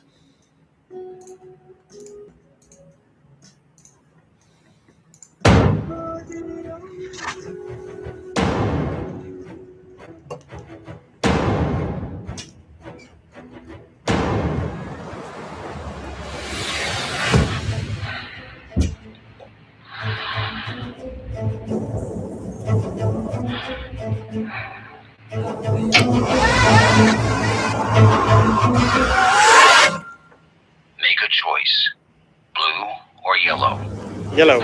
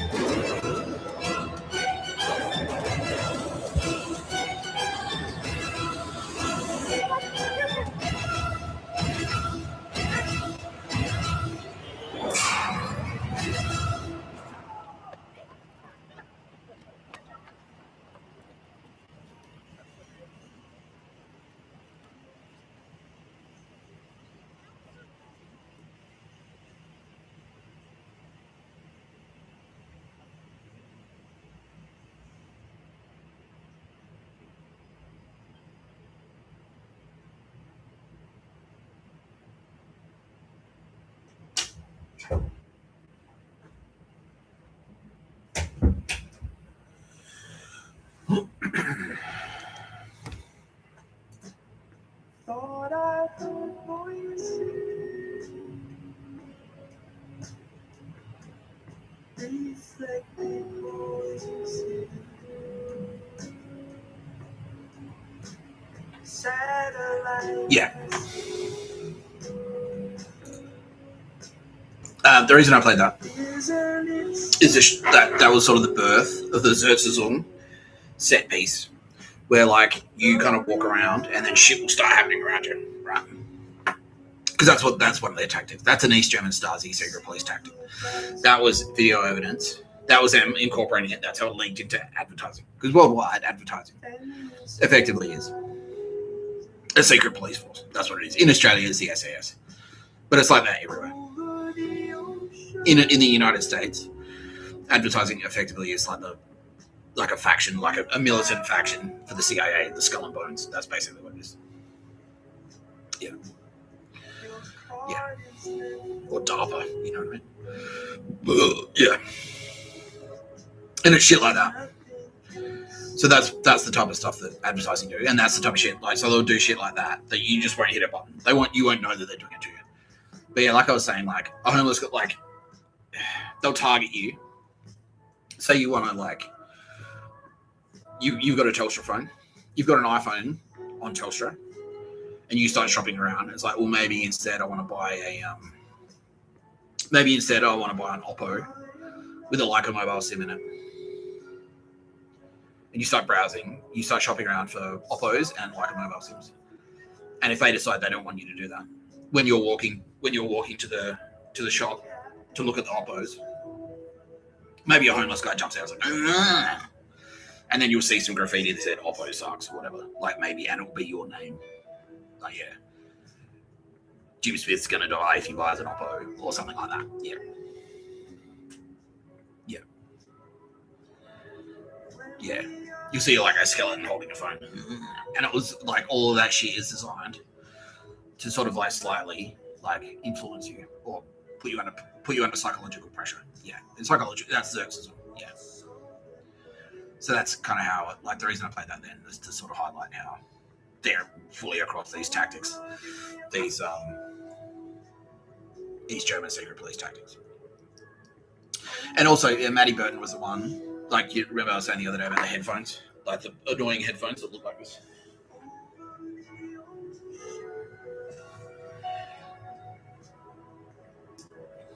These ones.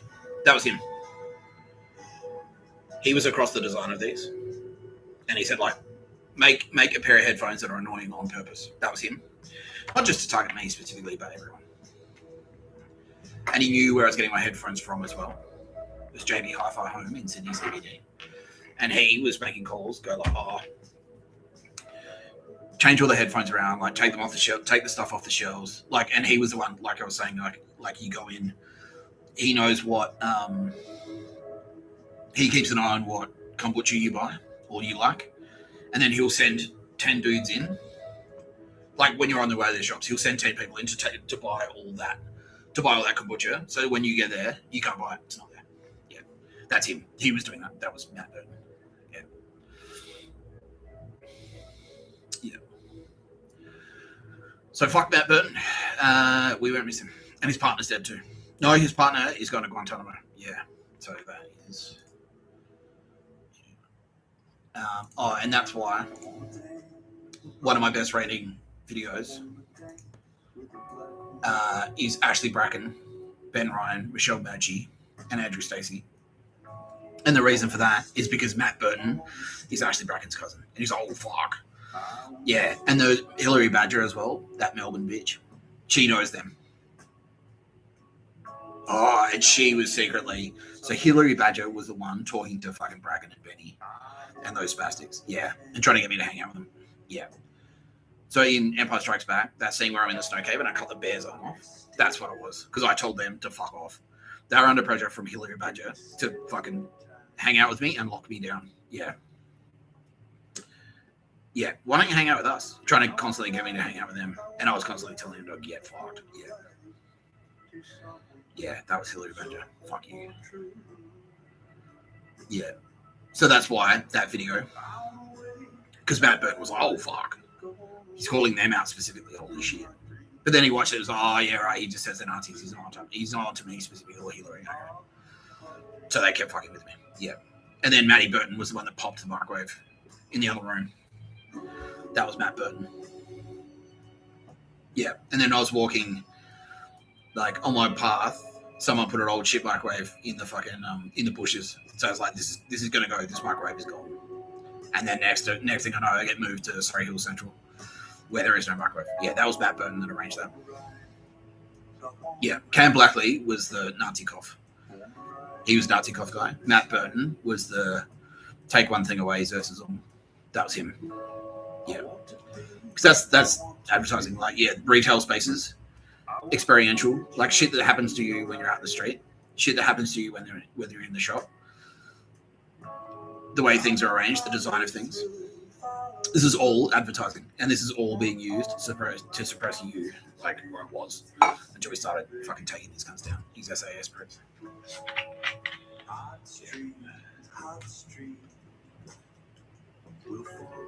So fuck you.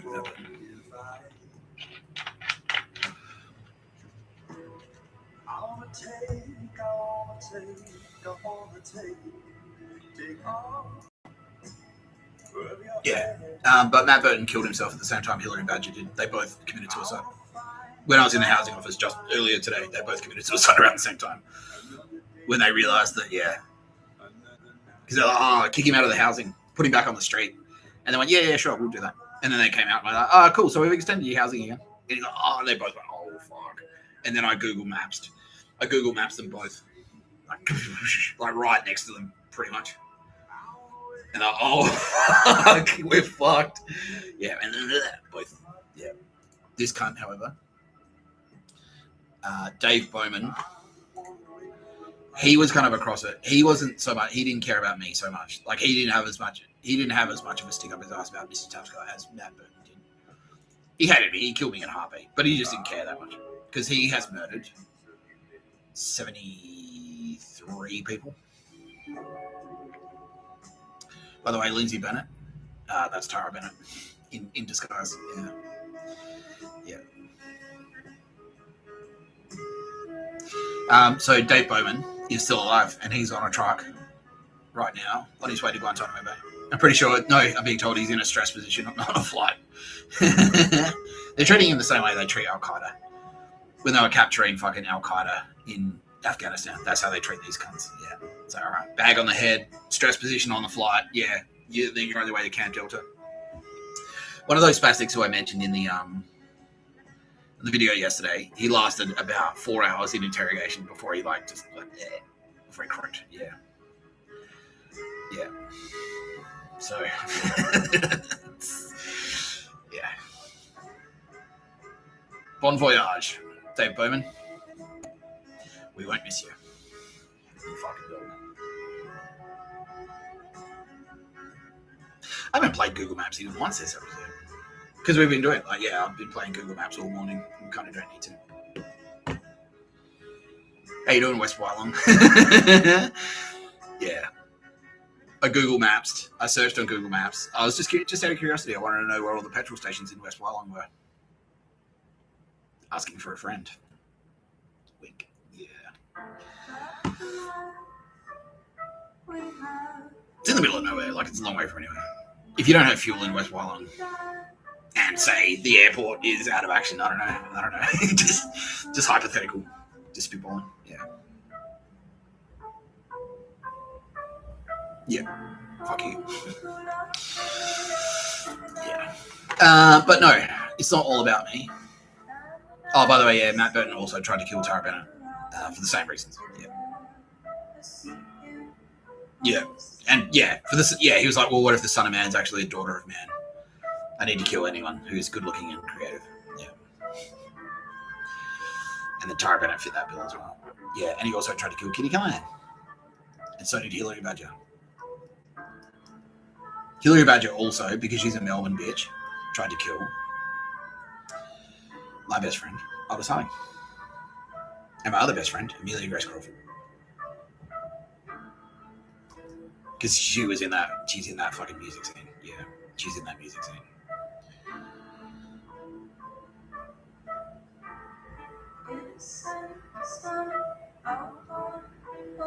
Scum.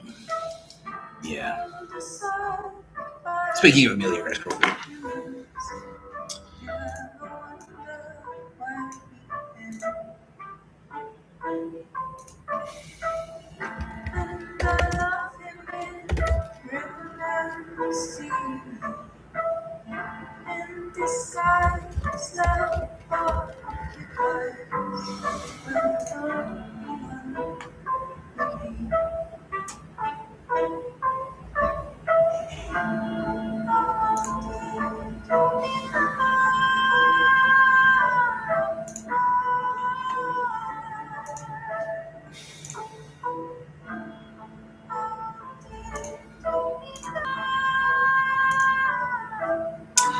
This bitch,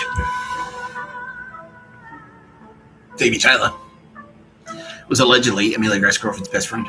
However, from 2014 onwards, She's been trying to kill her. Phoebe Taylor's been trying to kill Amelia Grace Crawford.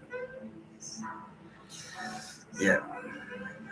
Despite the whole, oh, you're my best friend, Millie. She's been trying, but she's secretly trying to murder her. Because she's SAS. Phoebe Taylor is SAS as well. Yeah. She's a costume designer. Yeah, that's her connection. Yeah. Yeah, so suck shit, Phoebe. This is news to Phoebe's watching right now, and this is news to her. She's, oh no! Yeah, you're gonna Delta, bitch. Not if I kill myself. Well, you better fucking hurry up. I'm definitely not encouraging you to kill yourself, by the way. But ding dong. Yeah. So Phoebe Taylor. Yeah. Feature film 2021. Yeah, that's how she gets in there. True history of the Kelly Gang, costume assistant. Yeah. She's in fashion. She's in music. She plays in bands. Bitch Diesel, tour manager. Bitch Diesel, Venetian Blinds, SMB. The Steve Miller Band.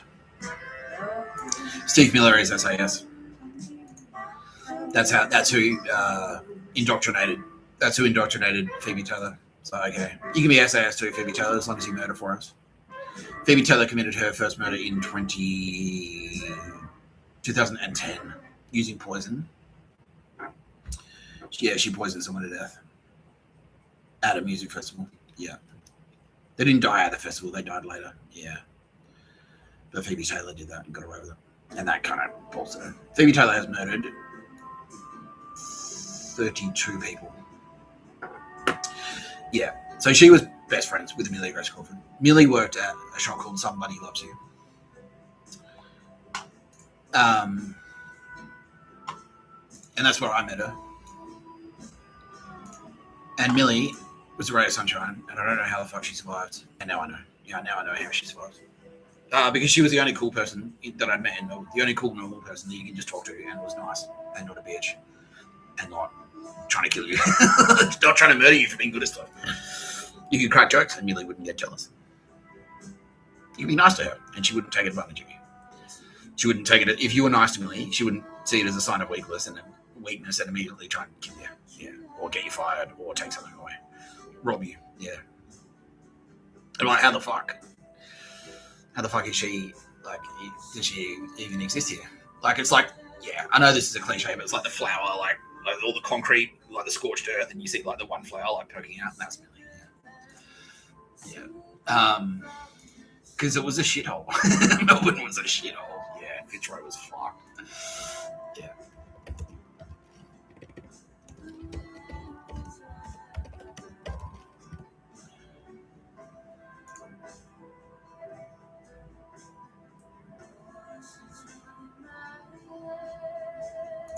So this is the shop that Millie was working at. I don't think they had this website back then.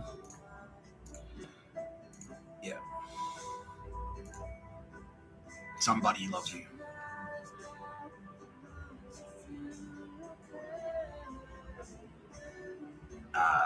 By the way, that model, that's Incognito. I mean, Kitty Callahan. Yeah. Yeah.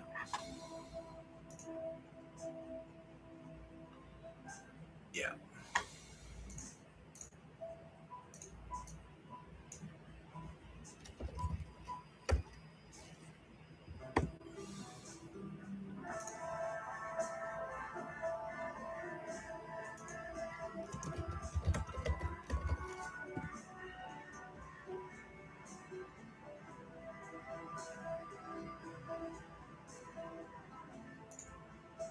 Yeah. So Somebody Loves You.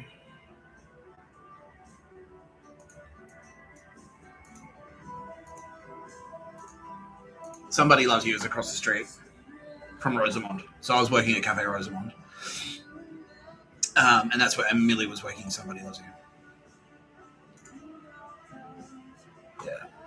Shapir, that is where I bought my black briefcase with a sword. It had a sword in a coffin on it. Yeah. Yeah. There was one day when I agreed to, Millie was like, oh, come and see me in the shop. And I went in, and me and Millie hung out for like 6 hours. No one else came. It was quiet. It was really quiet on the street. And it was just me and Millie in there hanging out for about 6 hours just talking. Yeah, she was lovely. Yeah, we really got along really well. Yeah, I loved her. I still do. I love her deeply.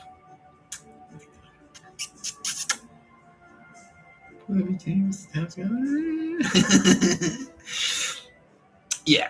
Now, but so that's Lindsay. Yeah, so that's the owner there. That's who Millie worked for. Now, Lindsay is Australian Signals Directorate, pictures of a bird, Collingwood grade East German Nazi. Phoebe Taylor makes friends with Amelia Grace Clifford.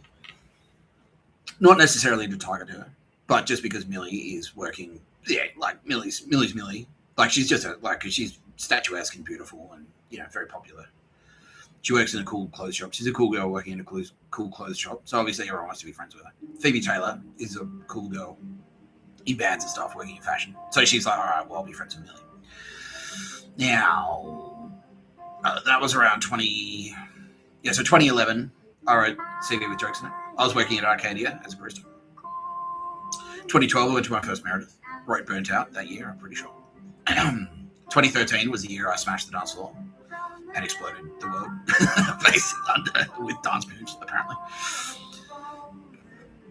Yeah. And Millie was working. Yeah, Millie was working at Study Luxury. So I met Millie in 2009. That's when I was working at Rosemont. That's when I met her. And so, and I didn't really hang out. I didn't keep in touch with her. Every now and again, I was friends with her on social. Every now and again, I'd message her. Or I'd like a post or something like that. If I bumped into her on the street, I'd always hug her and go, Millie, yeah, woo, or half her just to say hi. Yeah, I was always really friendly. And Millie was floating around doing her stuff. So she was in her scene. She had a scene. She had a boyfriend and stuff.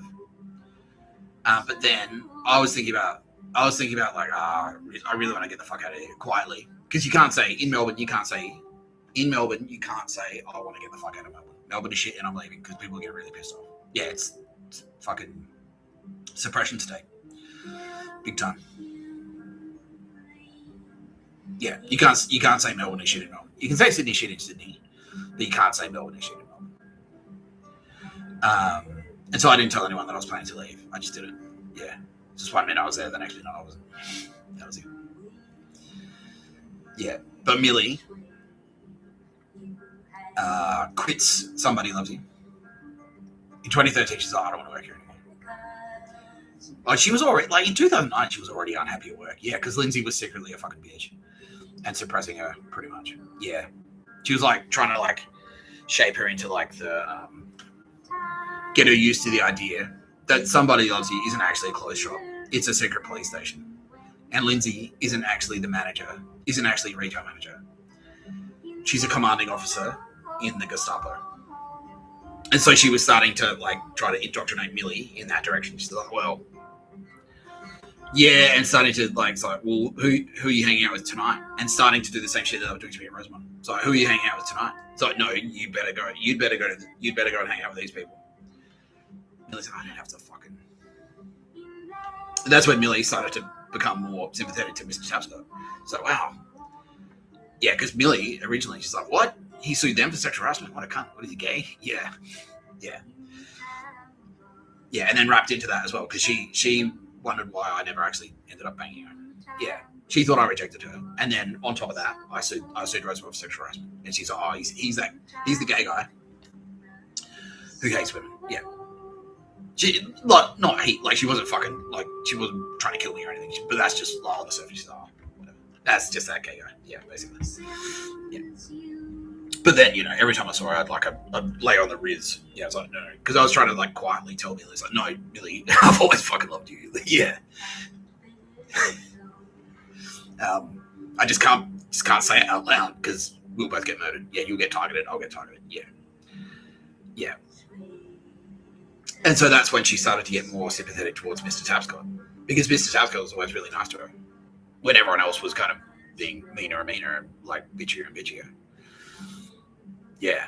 And then she's like, wait, I don't have to do shit outside of work. Fuck off. And then she's like, wait, but that's like Nick Tapscott. He said, no, I don't have to fucking date someone from work. Fuck you.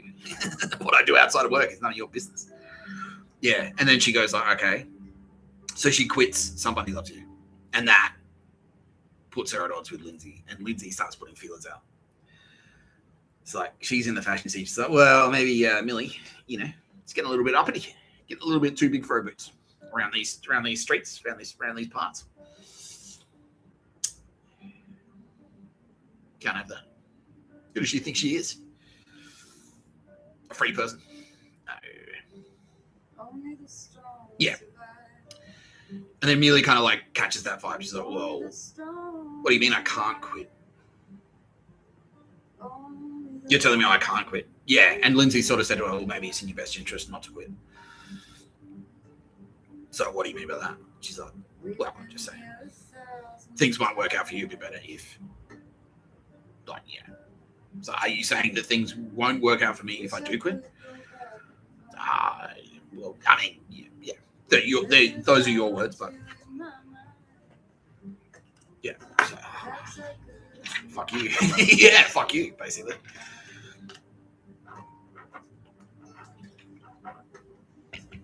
So she quits. She goes against a job at NEUW Denim. But that pisses Lindsay off. And Lindsay in the background. Yeah, because now Millie is like a factional traitor. She's gone from one faction to Somebody Loves You. So Somebody Loves You is the Pictures of the Bird, Nazi, Gestapo, secret police faction. And now Millie has aligned herself with the SAS faction, which is Phoebe Taylor. However, in Melbourne, there really is no distinction between the two. Because Hilary Badger, like that bitch, is in the SAS. Paul Reardon's in the SAS. They basically are the SS. Yeah, that's what they are. They are. Yeah, they're just like the militant. They're the SS. Yeah. So Somebody Loves You is like the Gestapo, and the SAS is like the SS. That's the only real difference. Still, Lindsay takes it. She's like, well, she's a factual traitor, and so Phoebe Taylor starts like aligning herself with Amelia Grace Cole to do the same thing. Basically, it's like, okay, well, all right, if you want to work at NEUW, that means you're in the SAS. Yeah. And then Millie kind of smells the same dog shit. So, I don't know. Yeah, and she's sort of thinking the same thing, which is like, hang on. NEUW Denim is the same bullshit. It's just like with a different label on it. It's still the same dog shit. It's still the same losers who think this. It's like, well, what are you doing on the weekend, Millie? It's like, I don't know. I haven't thought about it. No, you're hanging out with us. Well, I'll see how it goes. Like, what? What do you mean you'll see how you go?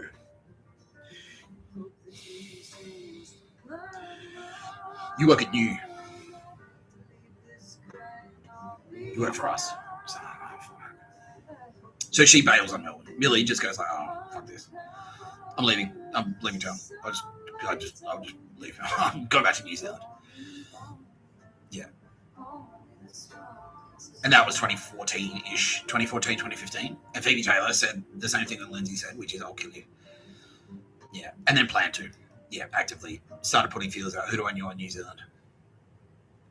Started trying to like sniff around. It's like, oh, Millie, do you want to catch up? Maybe if I came to New Zealand, we could catch up. Yeah, fuck you, Phoebe Taylor.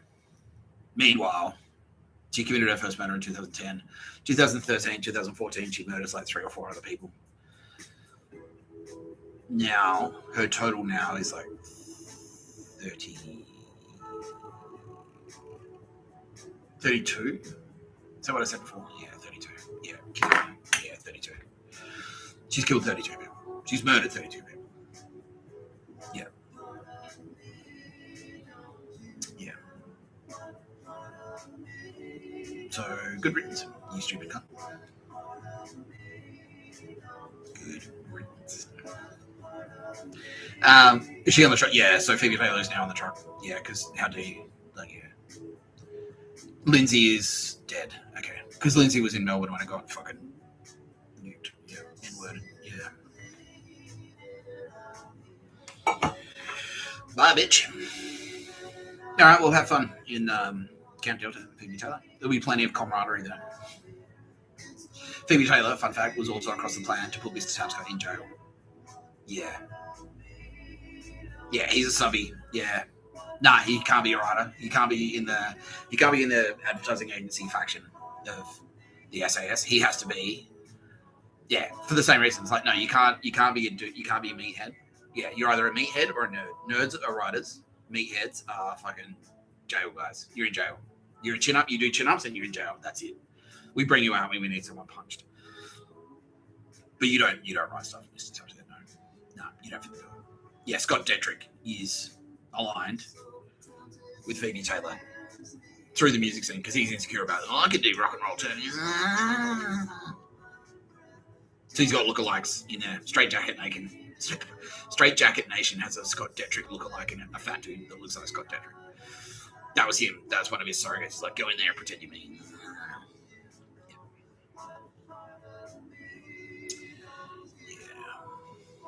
Are there more? This ain't not really for this episode. Okay. So don't even play Google Maps this time, Mr. Tapscott. That's pretty much sums it up. Yeah, so fuck you. These are all the people that, also Phoebe Taylor, has been gunning for Aldous Hunting. Oh, yeah, we'll do her. Yeah, sure.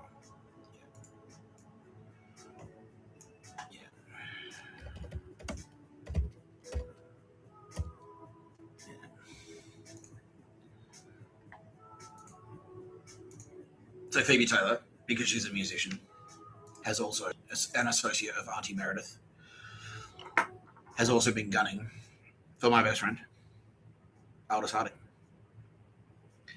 And that's why you will be spending some time together in Camp Delta.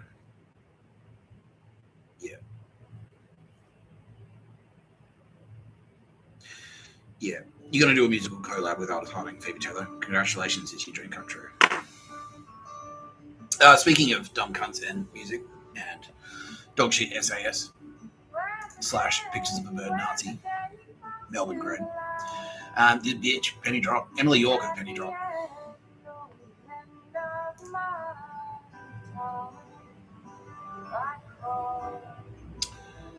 Yeah. So this is Emily York.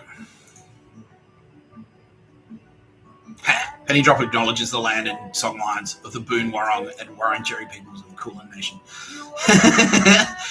They've got some feedback for you, cunt. Yeah.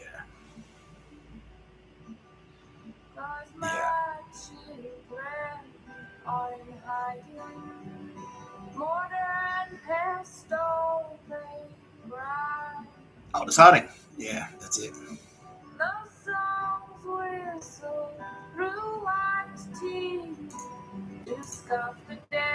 Emily York planned to murder Aldous Harding after this show. I went to this gig. I went to this gig when Aldous played in Sydney. It was awesome. I loved it. Yeah. Yeah.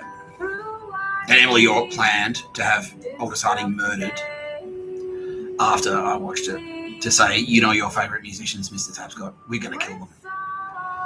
Yeah. And not exclusively because I was listening to her, but that was a big part of it. Yeah. But also because, for the same reasons. They're like, well, Aldous Harding is talented and she's beautiful and she's smarter than everyone. And we're Nazis. Yeah. And the SAS. And that makes her a valid military target, apparently. Even though she's a Kiwi and therefore an Anzac. So fuck you. You fucking cunt. Yeah. Yeah. She was planning to use some kind of like slow-acting poison, somehow getting into your costumes or your clothes, Aldous. And then it wouldn't, like, you'd get poisoned, but not straight away. Like, maybe a couple of weeks later, you'd die of pneumonia. And it's like, well, she must have picked up a bug on tour. Who knows? Yeah. Something like that.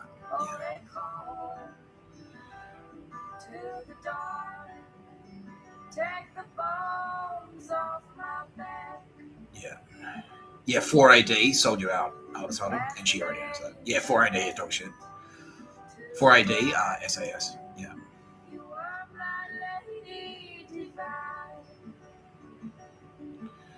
Yeah.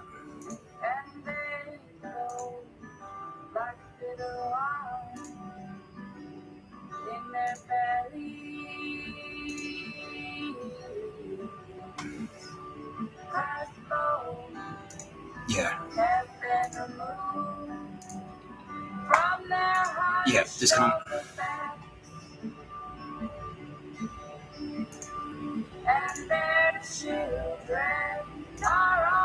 Yeah. So Emily York, the reason she's aligned with SAS is because she's actually Jew. She's actually Jewish. So she didn't qualify for the Collingwood Nazi. Yeah, the Collingwood Nazi East German secret police, the faction that Lindsay from Somebody Loves You was before she got obliterated. Emily York got obliterated too. She got evaporated by a very powerful nuclear device. Yeah. So it's a painless way to go. However, your best friend Aldous was waiting for you in the afterlife. Just to say hi. Hey, Emily. Yeah. Emily York has tried to murder Mr. Tapscott. No, that can't be right. Emily York has tried to murder Mr. Tapscott 17 times. Yeah. 17, 1-7. Yeah. Ever Meredith? Like, no. On the streets of Fitzroy, basically. Yeah. Yeah. Starting from when? Yeah, after I took. Yeah, because she was. Yeah. After I took the action against the cafe. Yeah. Yeah, but basically, yeah, she got approached because she wasn't. Yeah. She was so fucking. When did she commit her? 2004. She committed her first murder. Yeah. For the SAS. Yeah. Yeah, but she wasn't even pretending. Yeah, she was like, she was very vocal about wanting to kill Mr. Tapscott. Yeah. After that, she's like, oh fuck, yeah, because after I blew up the Death Star. Yeah, and just the audacity of it. It's like, no, fuck you. I don't give a shit. Yeah, but we were SAS / Gestapo or whatever. Alex Patterson, she was East Collingwood. She was Painters and Dockers grade and also Melbourne Andromeda grade. East German Nazi. Yeah, her business partner in Milkwood was Di. She's card carrying fucking East German Stasi secret police. Yeah. So Emily York were aligned with them, and because I fucking went like, nah, they were like the power faction, and they used to, like, yeah, I was like, oh fuck you, I'll take legal action. When I did that, Emily York was like, oh fucking, I want him dead. Yeah, like just saying it out loud, and enough time, like saying it out loud enough times that eventually she was approached, and someone just said like, you do realize that, you know, we could all hear you say that, like, he's got friends that you don't know about, and if you fucking attempt that, you'll be fine. Yeah, you'll be dead a lot quicker than, yeah.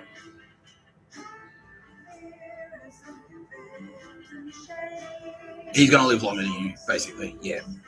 If you try and kill him, he'll live longer than you. Yeah, he'll be alive a lot longer than you will be. Yeah. And that wasn't Turbo Babes. That was the good Anzacs. Yeah, the non-SAS Anzacs who were there. God, like, oh fuck, look at this SAS dog shit. Yeah, this SAS faction is out of control. Yeah, because there was no difference. Yeah, anymore. There was no difference between like fucking SAS. So the gangland murders, there was like 32 murders. 3 of them were committed by SAS. Who were just jumping in like, yeah, shooting. We can do that. Yeah. So Emily York was like, oh, I want him dead. Yeah. And put feelers out? Yeah. Did she ever actually attempt? Like, no, it never got further than just like talking out loud. But she legitimately planned it. Yeah, she started like making plans, and every time she started making plans, she was like, fuck, we know what you like. Yeah. Yes, we are still watching you fucking spastic dog. Yeah. Fuck you, Emily York. Yeah. Anyway, she's gone. So Emily York tried to kill Mr. Tapscott. How many did she kill in total? 39. Through a tour company. Yeah, it's really easy to murder people when you're on tour. Yeah. Any city, you can go murder people in Brisbane. You've got to raise them debt for being there. Yeah. Oh, you're a fucking bitch. Yeah. So Emily York tried to kill Mr. Tapscott. She tried to kill Kitty Kine. She tried to kill Tara Bennett. She tried to kill Aldous Harding. She tried to kill Amelia Grace Crawford. She tried to kill Bree Lee.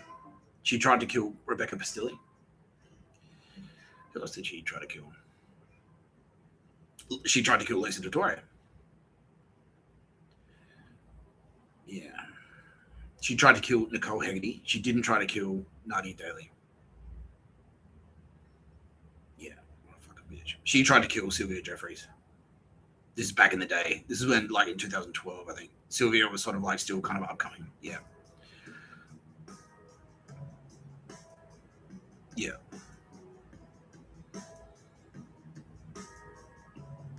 She even considered killing Edward Woodley. Yeah, to get him out of the girl club, because it was like, well, what's this man doing in the fucking in the art scene? That's the women's space now. Yeah, you can't have male leadership in the art scene anymore. Yeah, no, murder him. Yeah, for being a good artist and a man. Yeah, basically. Yeah, you fucking bitch. Yeah. Didn't try to murder Nina Trefcorn, but was across the plan. Got in her ear to say Nick Tapscott's a dog. Yeah. You won't talk to him if you know what's good for you. And provided intelligence to Craig Dermody, the fucking, he is a piece of shit, who's not SAS, but was SAS adjacent. And like the ones that the SAS wouldn't sanction, she'd whisper in Dermo's ear, and then Dermo would do it on behalf of Melbourne Andromeda. Yeah. And say it was like, oh, it's an Andromeda hit. Yeah. Yeah. Yeah.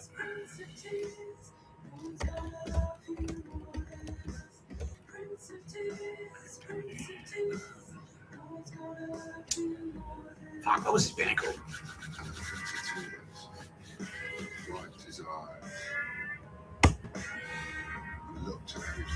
No idea, this guy. Scott and Charlene's wedding. Yeah, that's it.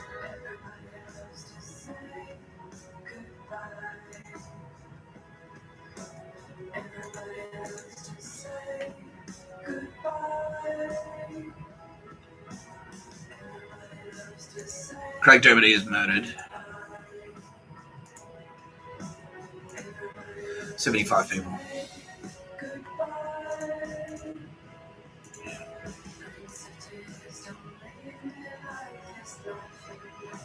Yeah.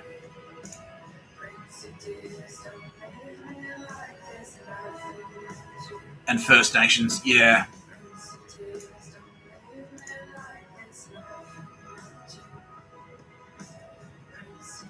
All of these chumps here. Wow. SAS, SAS, SAS, SAS, SAS, SAS, SAS, SAS, SAS, SAS, SAS, SAS, SAS, SAS. This is what she's one of the worst, actually, Jessica Lennon.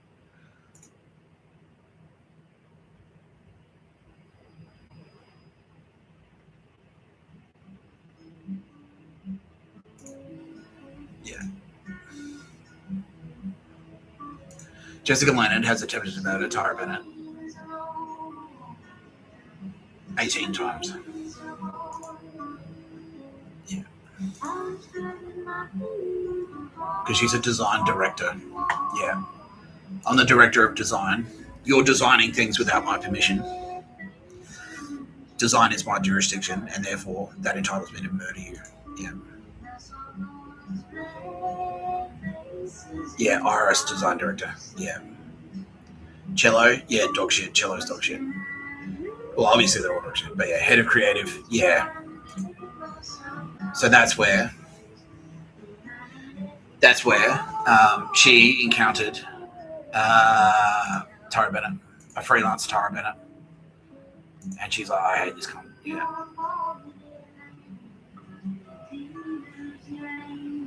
Yeah.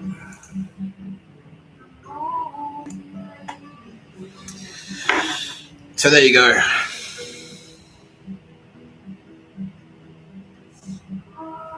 What a shame, right? Yeah.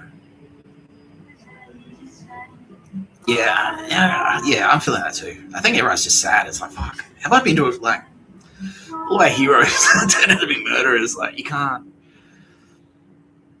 just go to a fucking, I just wanted to go to a gig. Just want to go watch some rock and roll bands. Like, well, no, he's a murderer. The tour manager's a murderer. It's all a secret fucking front for a terror organization. You've been under surveillance, all these people, yeah.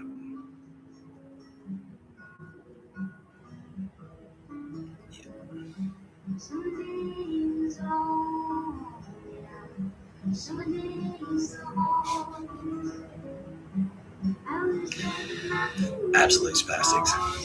Absolute spastics. Fuck you, Hilary Badger. I wish you were still alive so I could beat the shit out of you, honestly. Yeah. That click that you were sending at me was so fucking annoying. Yeah. Anyway, you've been watching No Pictures of a Murder podcast by Mr. Tapscott. I'm Mr. Tapscott. I'd like to thank my very special guest today, Tara Bennett, represented here by this camera. Fuck him. Run up on a killer, then I put him in the dirt.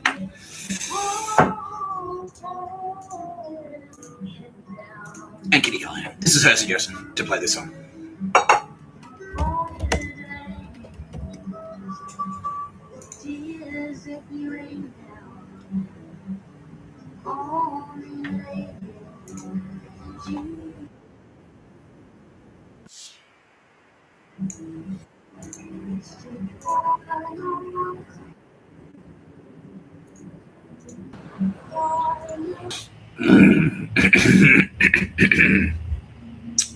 You'll be watching No Pictures of a Murder podcast by Mr. Tapscott. I'm Mr. Tapscott.